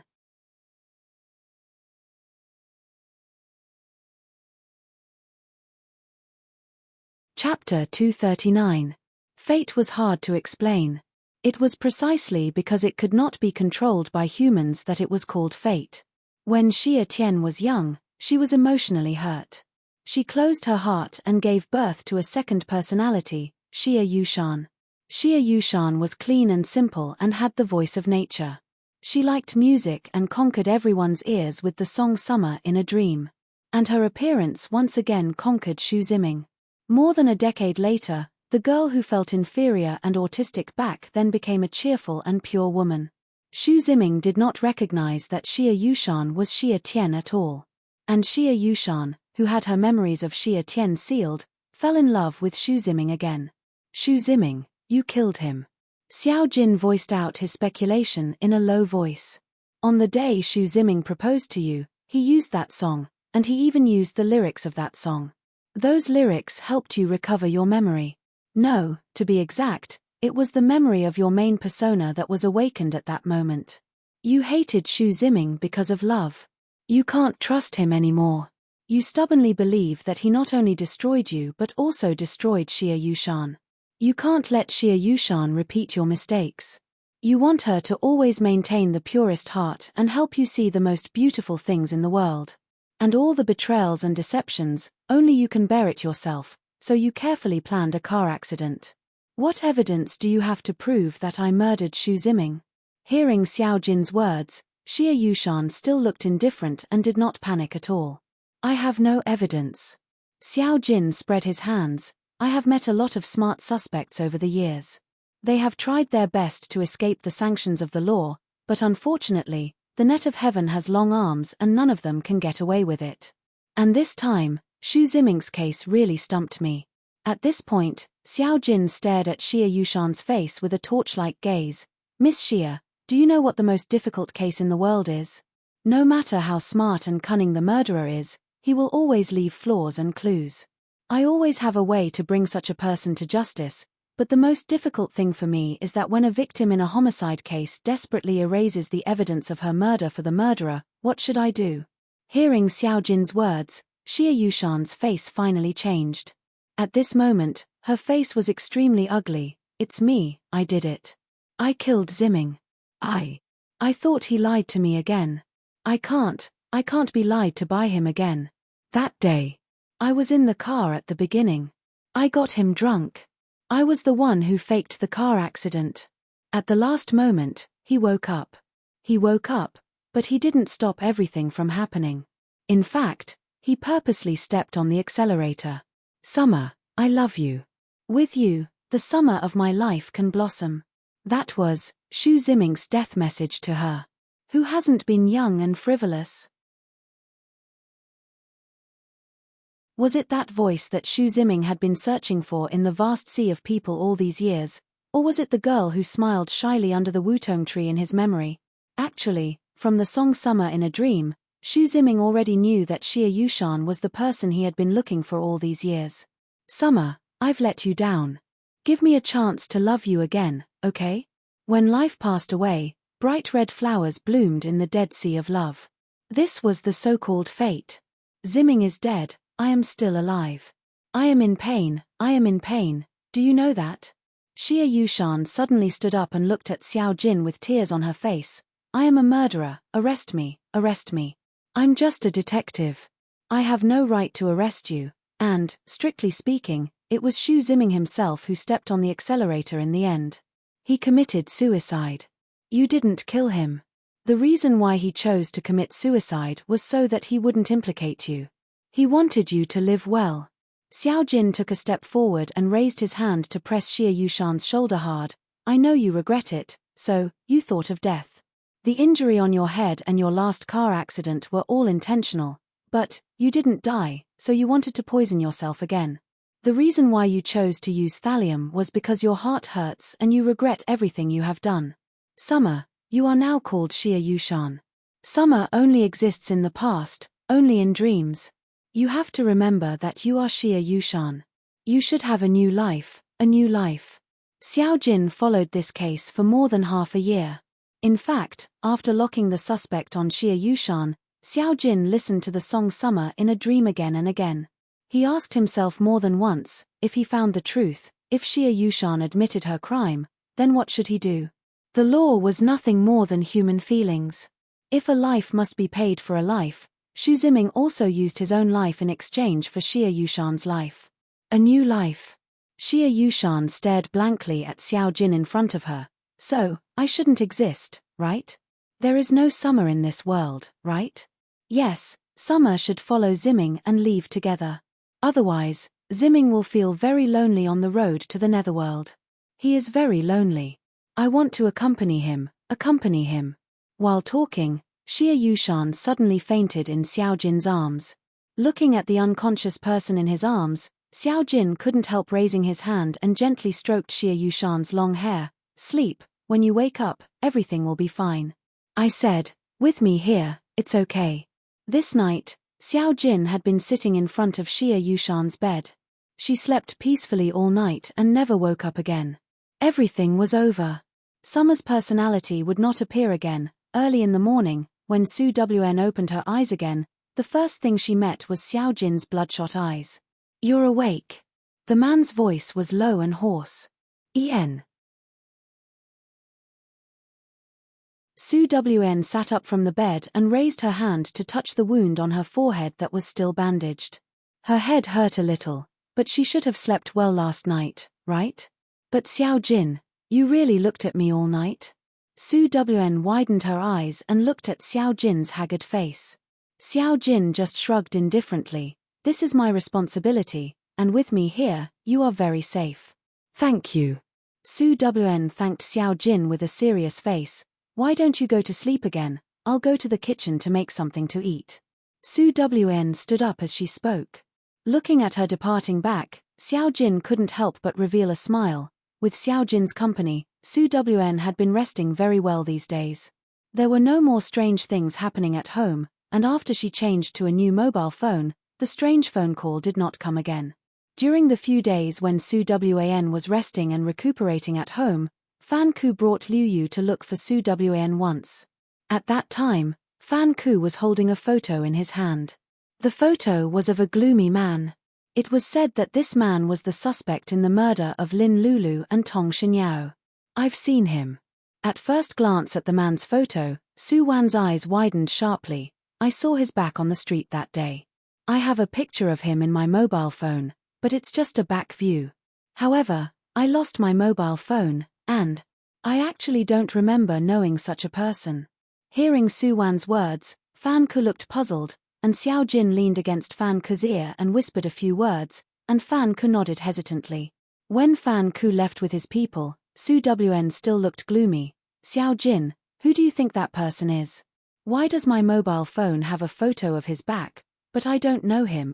Xie Yushan had never seen him before. Maybe it was the person Xie Tian had seen? Moreover, if it was just a back view, could it have been taken in a hurry by Xie Tian? Maybe the murderer had appeared by her side before, and Xie Tian, who felt the danger, instinctively took a picture of the murderer's back and saved it, and Xie Yushan's personality may not know anything about this matter. After confirming that Xie Tian had fallen asleep, Xiao Jin felt that there was no need to let Xie Yushan stay in the past grudges. Don't think about it. I will continue to protect you during this period until the murderer is arrested and brought to justice.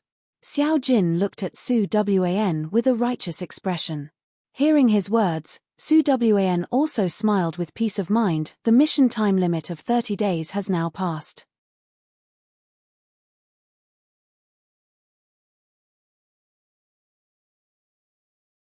Chapter 240. Sometimes, we can always guess the beginning of a story, but we will never know what the ending is. At the end of October, the police held a press conference. The murderer of Lin Lulu and Tong Xinyao was killed by the police on the spot when he attempted to hurt Xie Yushan. After this incident, the heavenly queen of the music industry, Xie Yushan, decided to retire from the music industry. She left at the most brilliant and dazzling time, leaving everyone with her legend forever. Many entertainment weekly magazines still chased after Xie Yushan, and some well-informed media even released the news that she already had a boyfriend and planned to marry someone, and her rumored boyfriend was said to be a detective. In November, the cold rain turned into ice. Standing in front of Xu Ziming's grave and looking at the still handsome photo on the tombstone, Su Wen slowly bent down and gently placed a bunch of lilies in front of the tombstone. Ziming, I'm fine. How are you doing down there? Su Wen raised her hand and stroked the photo on Xu Ziming's tombstone. She gently leaned her face against the tombstone and said in a low voice, I have sent Lin Lulu and Tong Xinyao to accompany you. You won't be lonely. Unfortunately, you can't see your favorite Xie Tian, because I want to use her body to start a new life. Rain, cold, desperate. When she turned around to leave, she threw away the big black umbrella in her hand. The pure black color formed a dazzling contrast with the pure white lilies in front of the grave. Xia Chen was sick. Her hatred, her pain, her resentment, and the second personality formed by her injuries was definitely not a symbol of purity. Xia Yushan, she had always represented darkness and despair, Yushan. Outside the cemetery, Xiao Jin stood there with an umbrella. Seeing that Su Wan was drenched in the rain, he immediately took a few steps forward to help her block the cold rain. Where's your umbrella? Don't catch a cold. I'm fine. I left the umbrella with Zimming. I'm afraid he'll be cold in such a heavy rain. Su Wan's face was pale as she weakly smiled at Xiao Jin. Silly girl. Xiao Jin raised his hand and rubbed her long wet hair. Let's go home. Yes. Su Wan nodded and let Xiao Jin hug her into his red Land Rover. In fact, Xiao Jin was also a person with some assets. Being a police officer and detective were both his hobbies. Sister Zhang has already helped me transfer the ownership of the apartment. Tonight is my last night there. Leaning on the front passenger seat of the car, Su Wan whispered softly. What are your plans for the future? Xiao Jin couldn't help asking her. I don't know. Su Wan blankly looked at the dark golden tattoo on her wrist. I'll sleep well tonight. Tomorrow's matters. Who knows? Well, you should have a good rest. I'll look for you for breakfast tomorrow morning. All right. Su Wan nodded and then leaned on Xiao Jin's car, closed her eyes and pretended to sleep. It was midnight. Xiao Jin, who was used to the reversal of day and night, was about to go to rest when he suddenly received an email on his computer. The sender was Xia Yushan. Xiao Jin was stunned for a moment and clicked on the email. There was only the number of a bank safe in the email and its password. What did that mean? Xiao Jin was stunned. He grabbed his coat and ran out of the door. Xia Yushan's door was not locked, and everything in the apartment was exactly the same as it was during the day. The only difference was that the apartment was empty at this time and Xia Yushan had long disappeared. Xiao Jin's face became very bad. He thought of a possibility, but he forced himself not to think about that possibility. The next day, as soon as the bank opened, Xiao Jin came to the bank and found the safe that Xia Yushan left for him. There was a mobile phone in it. That was the mobile phone that Xia Yushan lost. Turning on the mobile phone, Xiao Jin stared blankly at the screen of the mobile phone. At this time, the password on the mobile phone had been removed, and there was only one sentence on the entire screen. It is said that the little finger of the left hand is connected to a person's lifelong marriage. Xiao Jin, do you believe it? Hooking your finger is a promise for a lifetime. The oath on the left little finger is never to betray. Those who betray should be punished by death. Xu Ziming is dead. Xia Tian has been depressed and even wanted to commit suicide because of him, but what about Lin Lulu and the others? What qualifications do they have to have a new lover? They should all go to hell. They should accompany Ziming.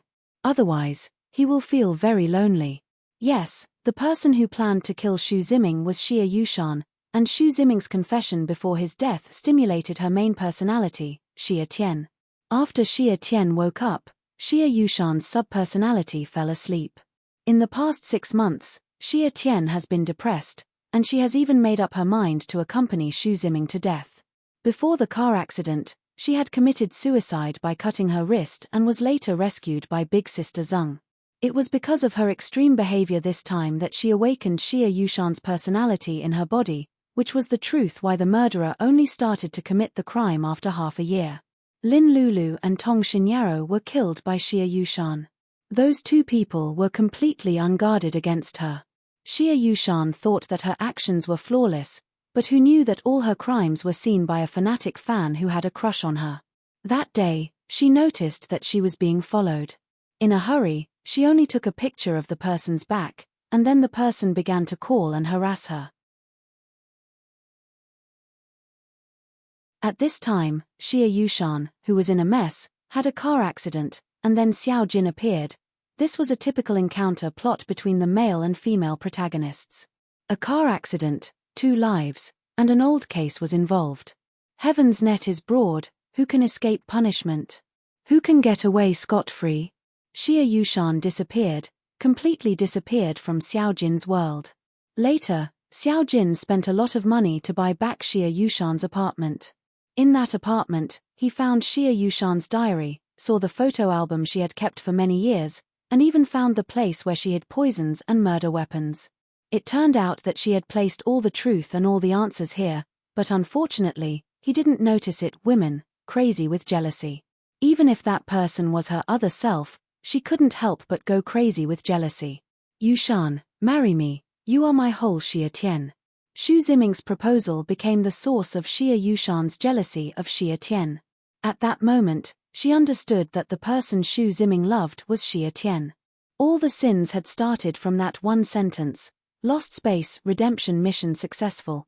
The voice of the mission success echoed in Su Wan's ears and she slowly opened her eyes. Everything in the mission world was like a dream. In fact, on the day Su Wan returned to Xie Yushan's house, she thoroughly checked the entire house, and then she unsurprisingly found Xie Yushan's murder weapon, as well as the bloody clothes. At that moment, Su Wan actually understood that Xie Yushan was the heroine of this mission world, and her mission was not to escape the murderer's pursuit, but to get away with it in front of the police and the male protagonist. Getting away with it, this was Xie Yushan's ultimate goal. This was the meaning of staying alive. Coming out of the mission cabin, Su Wan subconsciously glanced at the dark golden tattoo on her wrist. When she was taking a bath at Xie Yushan's house that day, Su Wan noticed that there was a shallow scar hidden under the dark golden tattoo, which should have been left by cutting her wrist to commit suicide. Later, Su Wan contacted Big Sister Zheng at night and learned a lot of things from Big Sister Zheng. At that time, she guessed that Xie Yushan should have a dual personality. Without any script, Su Wan decided to take a risk and staged a good show of wanting to kill herself in front of the male protagonist, Xiao Jin. According to Su Wan's experience in doing missions, since Xiao Jin, the male protagonist, appeared around Xie Yushan, then he must have some evidence in his hands, or he had long suspected Xie Yushan. And through this show, Su Wan really learned the truth from Xiao Jin's mouth half a year ago. As the protagonist of a world, being smart was not a bad thing, but Xiao Jin was too smart. The so-called cleverness can be mistaken by one's own cleverness. He saw Xie Yushan seeking death again and again with his own eyes, which made him subconsciously believe that Xie Yushan would not be a murderer. Everything is over. Su Wan said to herself in her heart. She was not constantly thinking about that mission, she was just thinking about the suffering Su Rui suffered. Everything is over, dear. Lost space, prison domain. In the desolate and chaotic prison domain, there were the sounds of souls wailing everywhere. Su Rui, released. A mechanical voice suddenly sounded. Opening his eyes from the chaotic darkness, the pain of being constantly squeezed and whipped still seemed to remain in his soul. Su Rui, welcome back. Xu Siyi's voice was still as indifferent as water. You should say, welcome back to the human world. A red light flashed in Su Rui's eyes and he stood up, his body still shaking uncontrollably. Catching a glimpse of Su Rui's eyes, Xu Siyi's eyes flashed. You are really amazing, no one has ever been as spirited as you after coming out of the prison domain. Really? Su Rui raised his eyebrows indifferently. That's because I have a capable wife, you know? Xu Siyi nodded. I have read the script for her redemption mission. She completed it very well. It was a daunting experience without mishap, her luck was pretty good. I didn't expect you to care about her. Su Rui took a few steps forward and looked at Xu Siyi in front of him. I don't care what happened between you and her, now she is my woman, and never needs other men's care. Oh. Xu Siyi was interested. He looked at Su Rui with a smile on his face. Su Rui, do you know? Your ranking has fallen again recently. So what? I'm happy. General Su expressed that he was just that willful. Following his wife, he was happy to deduct points. Actually, I just wanted to tell you, Xu Siyi paused and looked at Su Rui sharply. The reason why I became this department's number one is because there is no mission target in this world that I can't conquer. So, Minister, are you declaring war on me? Su Rui had no choice but to put on a serious expression and looked coldly at Shu Ce. No, not declaring war. I just want to know, what is love? Shu Ce didn't say the last few words because Su Rui's communicator rang at this time. To be precise, his locator rang. Su Rui couldn't wait to enter the mission. I'm going to do the mission. Su Rui waved his hand and walked past Shu Ce. The moment he brushed shoulders, his gaze darkened and he whispered in a low voice.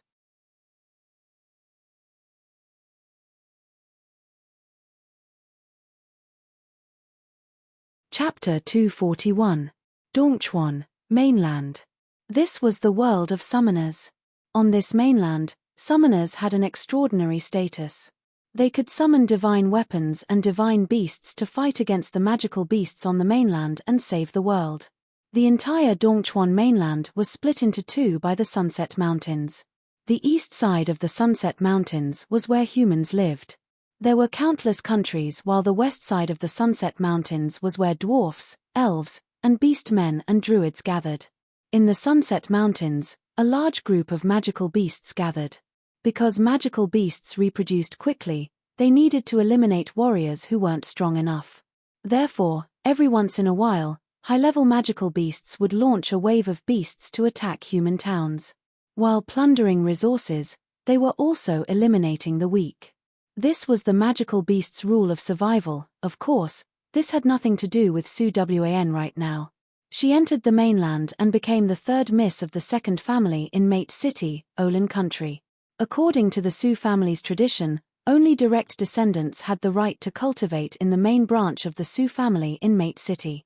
The reason why Su Wan could make an exception and enter the main branch of the Su family was because other than a genius successor, there was also a daughter. This daughter, Su Wu, had just passed her 15th birthday. According to Dongchuan mainland's tradition, if a person had the chance to become a summoner, they would be able to successfully activate their spiritual power before they turned 15 and successfully summon their personal divine weapon or divine beast. However, Su Wu still couldn't summon anything up until now. Plus, this eldest miss of the Su family was cowardly and weak. She had been secretly in love with Mate City's Castellan's son, Long Li.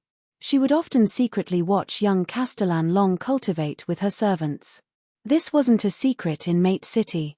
Because of Su Wu, the entire Su family became a joke.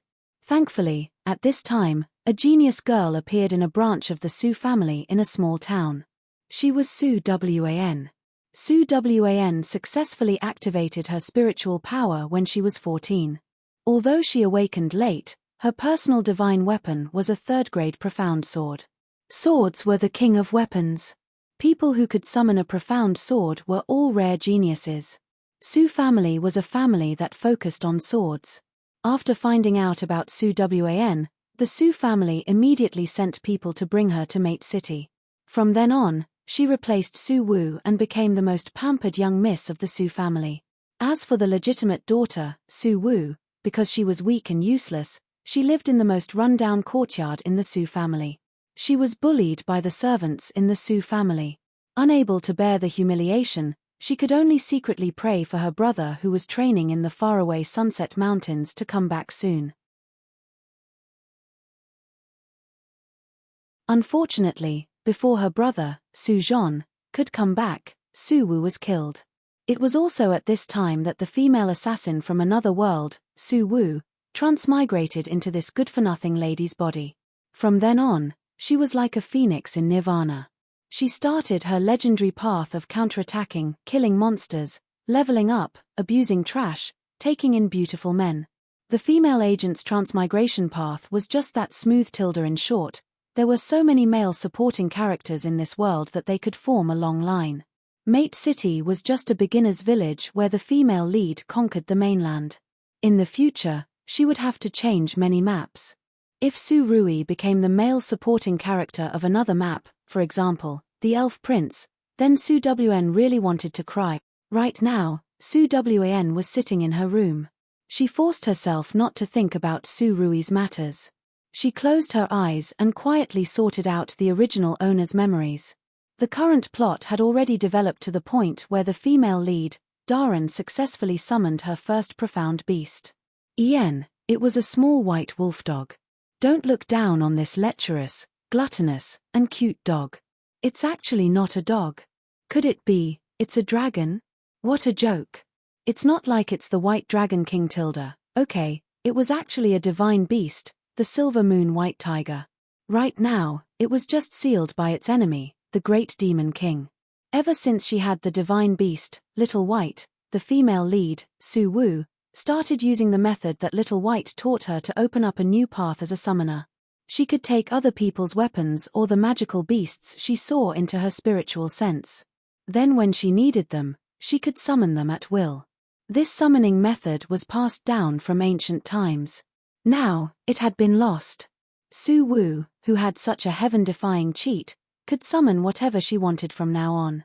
If she encountered a strong enemy, she could even close the door and summon the divine beast.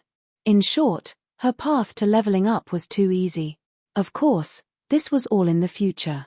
Right now, Su Wu and her divine beast were still unpopular in the Su family. The Su family was collectively blind and couldn't tell how powerful the female lead was. But after the female lead transmigrated, she attracted the male lead's attention when she casually strolled on the streets. How could the rumored good-for-nothing, love-struck, and cowardly Miss Su have such bright eyes? How could she have such a valiant temperament? This didn't make sense. As the successor of the #1 family in Mate City, Xiao Yang had always thought highly of himself. Plus, the Xiao family and Su family had an engagement. But the Xiao family looked down on the good-for-nothing Su Wu.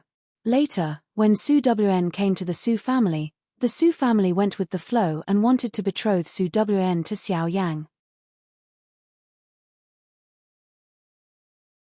To be honest, the elegant and distinguished Xiao Yang's first impression of Su Wan was pretty good. She was an arrogant, genius young lady. Although she came from an unremarkable branch, she possessed a confidence that many people didn't have. After interacting with Su Wan twice, Xiao Yang was quite satisfied with her. The two also confirmed their relationship under the arrangements of the two families. But ever since he accidentally discovered the interesting Su Wu on the streets, Xiao Yang couldn't help but be attracted to her. He started paying attention to Su Wu's matters and couldn't help but follow her secretly. There was once when Xiao Yang personally saw Su Wan bringing people to insult Su Wu. At that moment, he wanted to step forward, but unexpectedly, he saw the good-for-nothing that everyone looked down on suddenly summon dozens of small iron swords. At that time, everyone around them retreated in fear. Su Wu shocked everyone with a single brilliant feat. Right now, Xiao Yang was extremely interested in her. Plus, he thought that he had seen through Su Wan's overbearing nature. He decided to cancel the engagement with Su Wan and marry Su Wu instead. Needless to say, the male lead's thoughts were beautiful. According to the original plot, his cancelling of the engagement caused a huge disturbance in the Su family. Su Wan had been a genius in the family since she was young. She couldn't accept that Xiao Yang cancelled the engagement, and even more so, she couldn't accept that Xiao Yang took the initiative to marry Su Wu. What was even more dramatic was that Su Wu actually rejected Xiao Yang's proposal without hesitation in front of everyone. Are you kidding me? Do you think the female lead is a cabbage on the streets?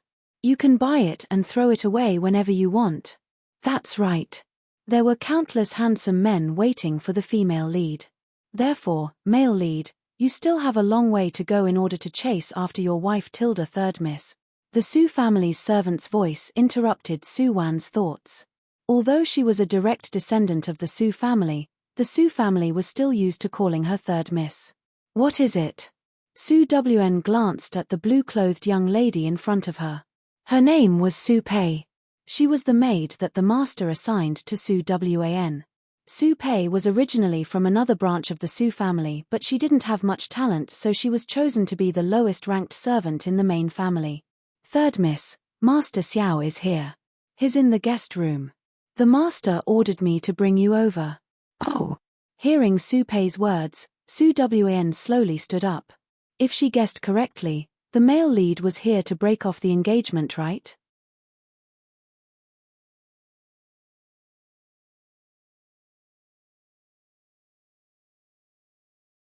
Chapter 242. Su Family's Guest Hall. Right now, Su Family's Lord, Su Ya, was chatting with Xiao Yang with a smile on his face. The elders sitting around them were calm like an ancient well. Xiao Yang was chatting with Lord Su here and there. He was clearly absent-minded. Young people were full of vigor. Master Su understood Xiao Yang's thoughts, but he found it strange that it was normal for Xiao Yang to come and see Su Wan. Why did he ask him to bring Su Wu over? Not long after, Su Pei led Su Wan over. The bright and beautiful young woman wore purple attire. Everyone's eyes brightened as soon as she entered. Su Wan greets family head, elders, and Master Xiao. After Su Wan entered, she started greeting everyone elegantly and politely. Su Ya kept a smile on his face while Xiao Yang merely glanced at Su Wan carelessly. Thinking of how she led a group of people to insult Su Wu that day, he felt that she was hypocritical and disgusting. Feeling Xiao Yang's unkind little gaze, Su Wan was automatically immune to it. There are a lot of people who hate me. Who do you think you are? Not long later, Su Wu appeared at the door of the guest hall without any resentment. During this period of time, Su Wu had grasped the ancient summoning method that Little White gave her. She had been cultivating hard and had tried to store a lot of weapons. Her realm had slowly risen from the lowest grade 9 summoner to grade 8. As long as she reached grade 8, she could store and summon higher level weapons. But now, her father suddenly summoned her to the guest hall. Apparently, her ex-fiancé wanted to see her. Su Wu was puzzled. Why was that scumbag looking for her? Was he going to humiliate himself again in front of a large group of people? I'm here. Feeling extremely displeased, Su Wu carried Little White and walked into the guest hall listlessly. She had been Su Family's disgrace and joke for a long time.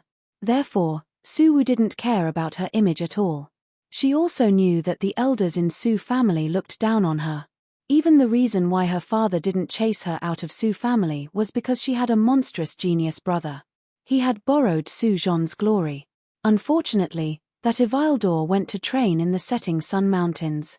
He was gone for 3 years. God damn it, who knows if he'll come back or not. Therefore, Su Wu felt that it was better to rely on herself than her big brother. Su Wu had been absent-minded the moment she walked in. She didn't know any etiquette at all. This made Su Ya's expression darken. Before Lord Su could fly into a rage, Xiao Yang hurriedly smiled and stood up. Lord Su, I actually have something to discuss with you this time. What's the matter, nephew Xiao? Hearing Xiao Yang's words, Su Ya could only put Su Wu's matter aside for now.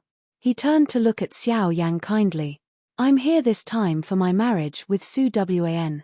Master Su, I want to break off the engagement.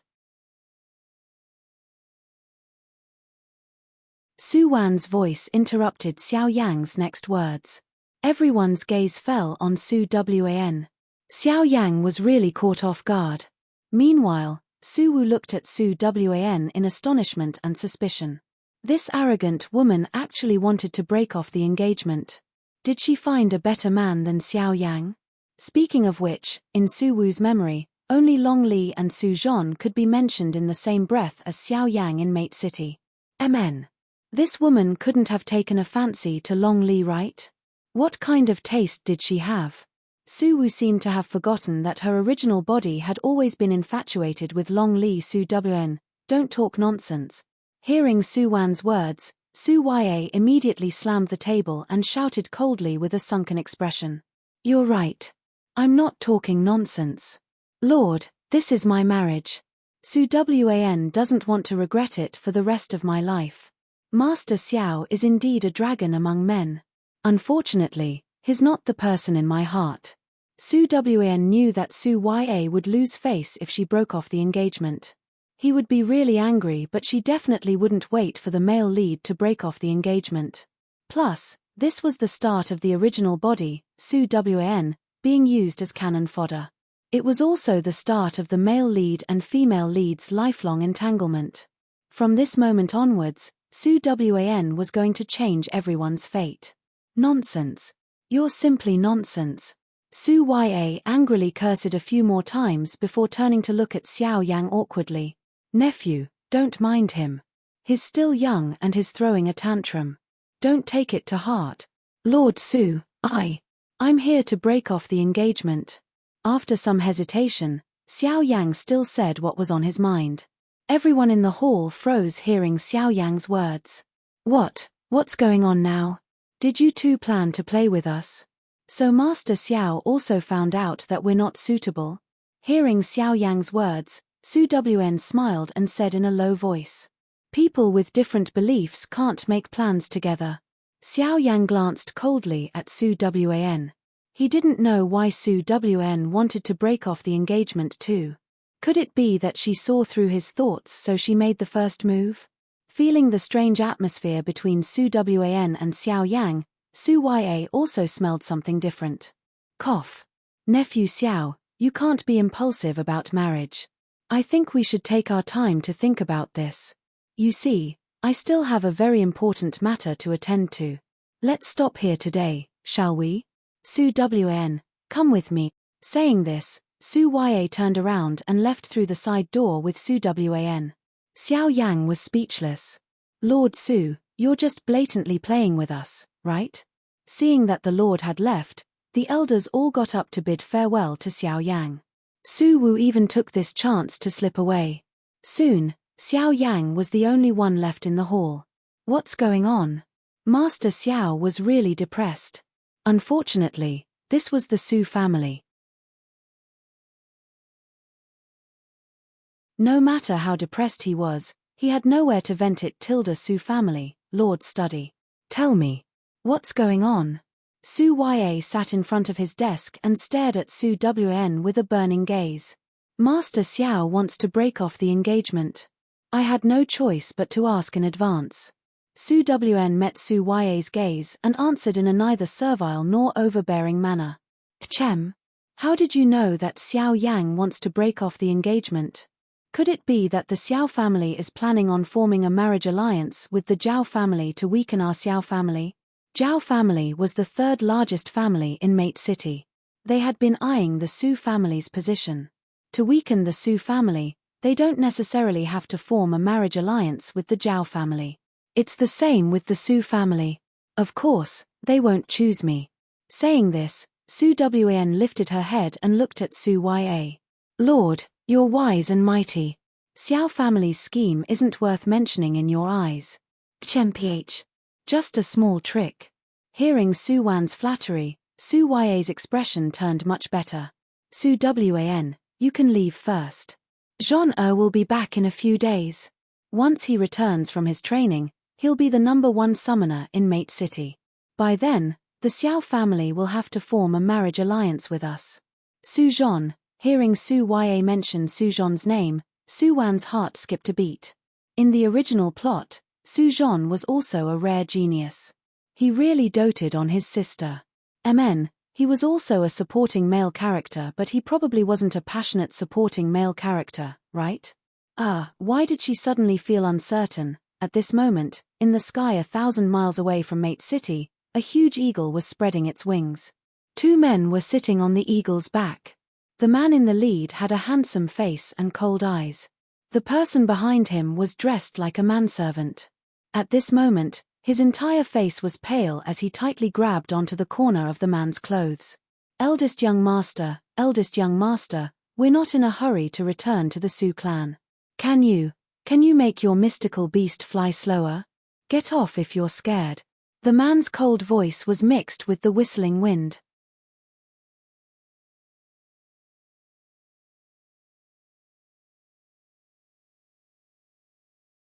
Chapter 243. In the middle of the night, Mate City, Su family. Screech. Following the sound of the wind-chasing eagle, all the summoners in Su family woke up. This sound was the 6th level summoning beast, the wind-chasing eagle. In the entire Mate City, there were only a handful of families with 6th level summoning beasts. Only the Long family had this kind of flying beast that could travel thousands of miles in a day. Could it be that someone from the city lord's residence had come to visit in the middle of the night? In an instant, the entire Su family was busy. Su Wan was also woken up by the sharp cry of the eagle. She turned around in annoyance, planning to continue sleeping. What could happen to the Su family? There wouldn't be any big boss in the newbie village for a while. She should sleep peacefully and think about how to contact Su Rui. Third miss. Before Su Wn could fall asleep again, she was woken up by Su Pei's voice. Could she still sleep peacefully in the middle of the night? What's the matter? Su Wn got up from the bed and looked irritably at Su Pei, whose face was full of surprise and infatuation. Third miss, Master is back. Oh. Su Wan responded. Wasn't it just Su Zhon back? Achem. What did you say? Su Wan, who wanted to lie down and change her position, suddenly sat up. Su Zhon is back. Su Pei was speechless. She actually dared to call her Adonis by his name. Yes, Master is back. Su Zhon, Master Su, the enchanting Adonis in the hearts of thousands of girls in the Su family. In short, every time Master was mentioned, Su Pei felt her maiden heart ripple. Master is so handsome, Master is so gentle, Master is so amazing. Su Wn frowned on the bed. She didn't have the mood to look at Su Pei's infatuated face. Something was wrong. Something was really wrong. Su Zhon couldn't have come back at this time. Unless, Su Wan's expression suddenly changed. She didn't even bother to put on her coat. Wearing thin pajamas, she wanted to dash out barefooted. But before she reached the door, her door was pushed open. Huff. Along with the cold wind, a cold body hugged her tightly. Ah. Su Pei, who was carrying Su Wan's boots, saw the man hugging Su Wn at the door. She couldn't help but open her mouth wide and shouted in disbelief. Did I hold the shoes the wrong way? The eldest young master was hugging the third young miss. No, he was nibbling, no, touching her. Oh my God, my maiden heart is broken into pieces. Get out. With a cold shout, Su Pei felt a sharp pain in her waist. Then, she was pushed out of the door by a strong gust of cold wind. She fell flat on her face. Su Pei, I'm so sad. I feel like I won't love him again. In the room, Su Rui kissed Su Wn while the two of them retreated. When they retreated to the bedside, their clothes had already been taken off. Wife, you've worked hard. Su Rui gently bit Su Wan's earlobe and whispered in her ear. It's not hard. You're the one who's suffering. Su Wan's eyes were a little moist. She wasn't a woman who liked to cry, but at this moment, in Su Rui's arms, she really wanted to cry loudly. She wanted to tell him loudly that she loved him. She couldn't live without him. It is very bitter. Su Rui glanced at the tears in the corners of Su Wan's eyes. His heart ached as he lifted his hand to help her wipe them. In the next second, he was already pressing down on Su Wan's body. Wife, how are you going to compensate me? Compensate? Su Wan couldn't help but smile through her tears. The spiritual power in her body circulated. She flipped over and pressed Su Rui under her body. We'll fight for 300 rounds until you can't fight anymore. What do you think? Ah. Su Rui furrowed his brows under Su Wan's body. He had a thoughtful expression on his face. This suggestion isn't bad, but you have to be prepared for a long battle. This general's fighting strength is definitely, Su Wan used her kiss to block Su Rui's words. If you want to fight, then fight. Why do you have so much nonsense to say? General Su was speechless. If I don't battle you until you can't get out of bed for 3 days and 3 nights, then I'm not Su Rui. Thus, the next day, in the Su family, where's the master? Have any of you seen the master? Speaking of which, the master came back riding the Windchaser Eagle last night. He was so cool and at ease, but in the blink of an eye, he was gone. The clan leader said that the master was tired and needed to rest, so these people dispersed. However, they didn't see the master at the clan's cultivation field this morning. He didn't even come to eat breakfast. Could it be? The master was on the verge of breaking through again, so he went into seclusion to break through as soon as he came back. Hey! The third miss didn't come today either. It was unknown who muttered this, but it immediately caused a wave of resonance. Recently, the third miss and Master Xiao's engagement to be broken off had caused a commotion in the Su family. Although Su Wan was from a branch family, she was a summoner genius. Many disciples in the Su family had a good impression of her. Since the engagement with the Xiao family was broken off, they shouldn't let the goodies flow into the family's field. It'd be good for their own people to digest the news. Su Ya was speechless. Good my ass. My son has been kidnapped. Damn it. I only saw my son once last night. I didn't even get to talk to him before that damned brat went straight to his woman. He still hasn't come out yet. Speaking of which, when did Su Wan and Su Zhan hook up? Phut, what hook up? That was definitely free love. Although Su Wan was still Xiao Yang's fiancé back then. Cough. Su Ya put away his chaotic thoughts and coughed lightly. Su Wan has been in seclusion for the past few days. Without my permission, no one is allowed to approach her courtyard. Violators will be punished according to the family rules. Hearing Su Ya's words, the disciples of the Su family immediately nodded and obeyed. The few elders who knew the truth were speechless. Patriarch, you're going all out for your son. Su Ya. Son, I can only help you up to this point. Just like that, 3 days later. Cough. Su Ya stood outside Su Wan's courtyard with a serious expression. He looked at Su Pei and Su Liang who were guarding the door and asked seriously, Third Miss and Master. Cough, have they broken through yet? Su Pei was speechless. No. Su Liang shook his head. He was Su Zhan's personal attendant. That day, when they got off the wind-chasing eagle, the master disappeared in the blink of an eye. Then, he followed the master's aura all the way to the third Miss's courtyard. In the end, he waited outside the door for 3 days. In short, the battle was intense. The master's health was worrying. You haven't broken through yet? Hearing Su Liang's words, Su Ya widened his eyes. Damn, are you trying to force the most useless dog in the world to death? As expected of my son. He has the same demeanor as me in the past. In short, Lord, what are you thinking of? But this can't go on like this. Su Ya furrowed his brows again, feeling conflicted. Should he call them out gently or should he be more violent and summon the Xian soldiers to blast them out? Just as Su Ya was conflicted, a surge of spiritual influence suddenly exploded in the room. This was the sign of a breakthrough. Damn, he broke through as he was doing it. Su Ya was speechless. As expected of my son. So, Lord, you're a narcissist, right? The spiritual influence that soared into the sky attracted everyone in the Su family. Even Su Wu, who had been immersed in cultivation in her small courtyard, couldn't help but carry Little White and be attracted by the majestic spiritual influence. Who was breaking through to cause such a huge spiritual influence? It's Su Zhan. Su Zhan broke through. Right now, the entire Mate City was shaken. Those familiar with Su Zhan's aura all rushed to the Su family in shock. Right now, Su Rui, who was in the midst of spiritual influence, looked at the weak Su Wan in his arms. He couldn't help but whisper ambiguously in her ear, Wife, what if we go too far? We'll see.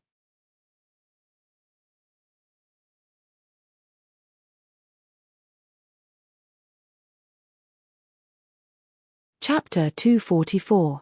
The surging spiritual energy formed a spiritual cloud in the backyard of the Su residence. Not only did it startle everyone in the Su family, but the few heavyweights in Mate City also came to the Su residence. Su Zhan, Su family's most monstrous genius. He was about to break through to grade 3 summoner at the age of 20.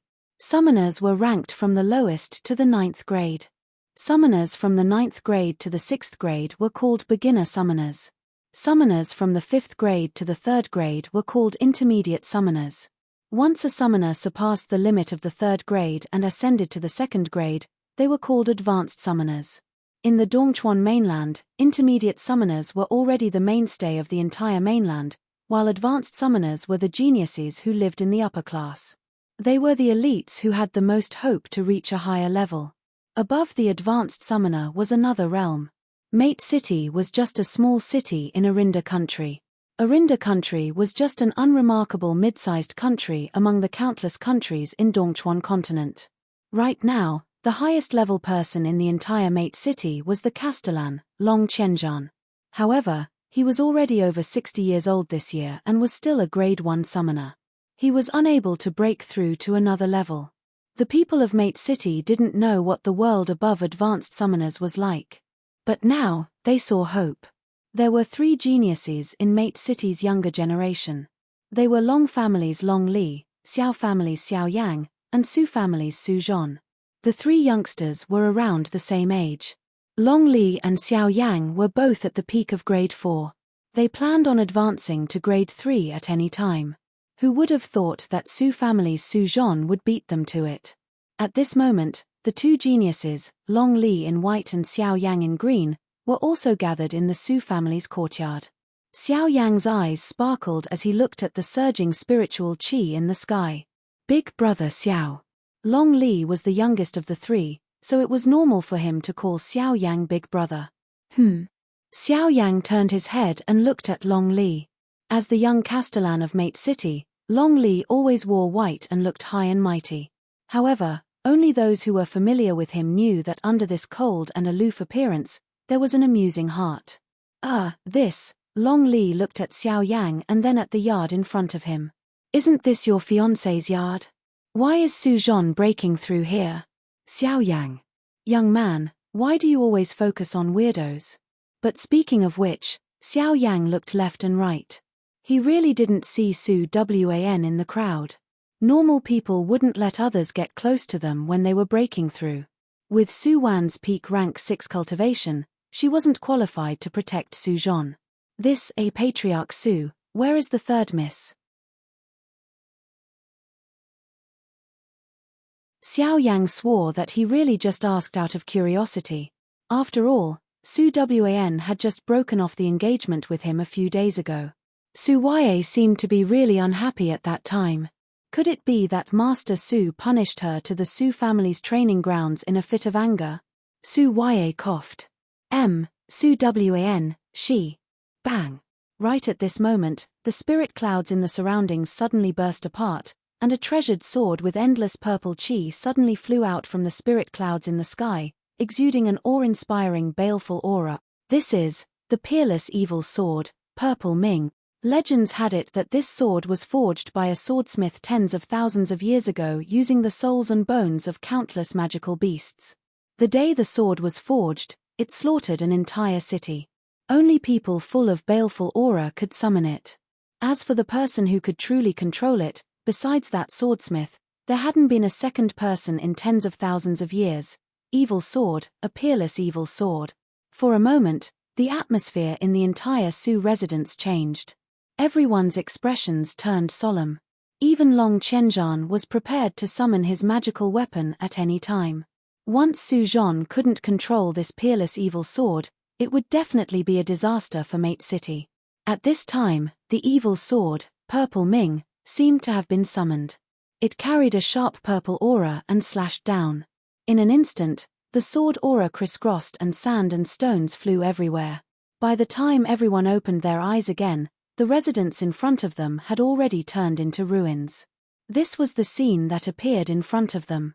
Su Zhon wore a thin shirt and held the Purple Ming sword in one hand while his other hand held the young lady next to him.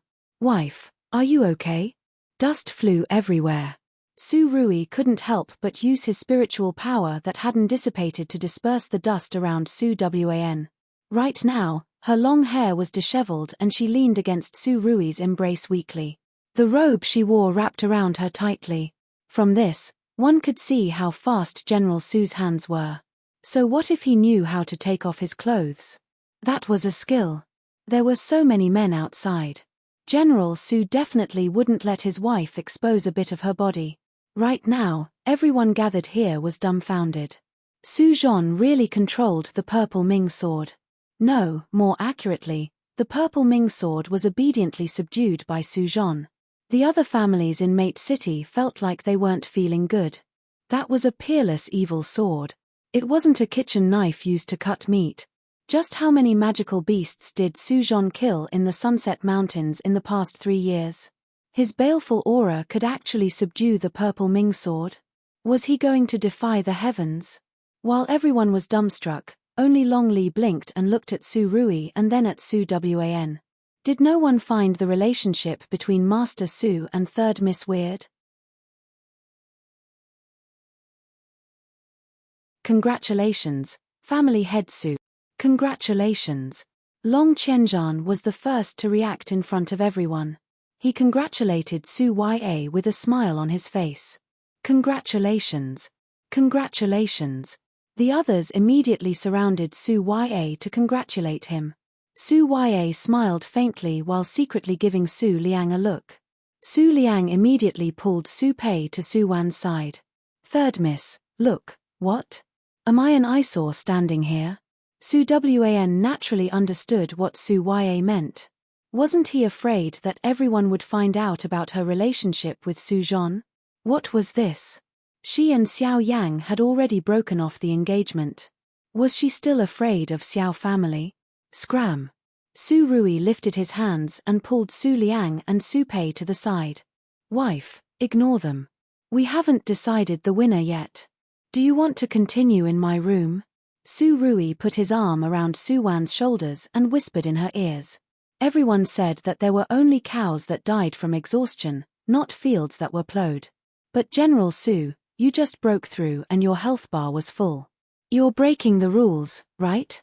No, no, no, no. Su Yang shook his head furiously. I'll admit defeat, okay? She was really tired. She hadn't slept for 3 days and 3 nights. She felt like her life wasn't her own anymore. Be good. It's not your style to admit defeat so quickly. From today onwards, I'll change my style, okay? While the two of them were chatting happily, the air around them suddenly became strange. As it turned out, everyone remembered the person in question after Su Ya greeted them. But when they turned around, they were flabbergasted again. Master Su, you're hugging the third miss, right? Isn't that Xiao Yang's fiancé? Only the direct descendants of Su family had heard about Xiao Yang and Su Wan breaking off the engagement. Xiao Yang didn't even have time to discuss it with his father. Therefore, most people in Mate City didn't know that the two had cancelled the engagement. Therefore, the situation became awkward. Everyone looked at Su Zhan, who acted as if no one else was around, and then at Xiao Yang, who wore a complicated expression. 2 geniuses and 1 woman. They were going to start a love rival war, right? Father. Su Rui suddenly said to Su Ya in the silence, Xiao Wan and I haven't slept for 3 days. Let's go back to our room and sleep. You guys can continue. Saying this, Su Rui lifted his hand and drew a summoning circle in the air, immediately summoning his Windchaser Eagle. A whirlwind blew and the Windchaser Eagle disappeared from everyone's sight with Su Rui and Su Wan. The audience was speechless. Master, you're not playing by the rules again. You're tuning in to the Dreamy Chapters YouTube channel. We're so grateful for your support, and don't forget to subscribe to join us on this incredible journey through captivating stories. Your generosity through donations truly makes a world of difference, as it's the primary source of revenue that allows me to expand and enhance this channel for you. Thank you from the bottom of my heart for being a part of this adventure.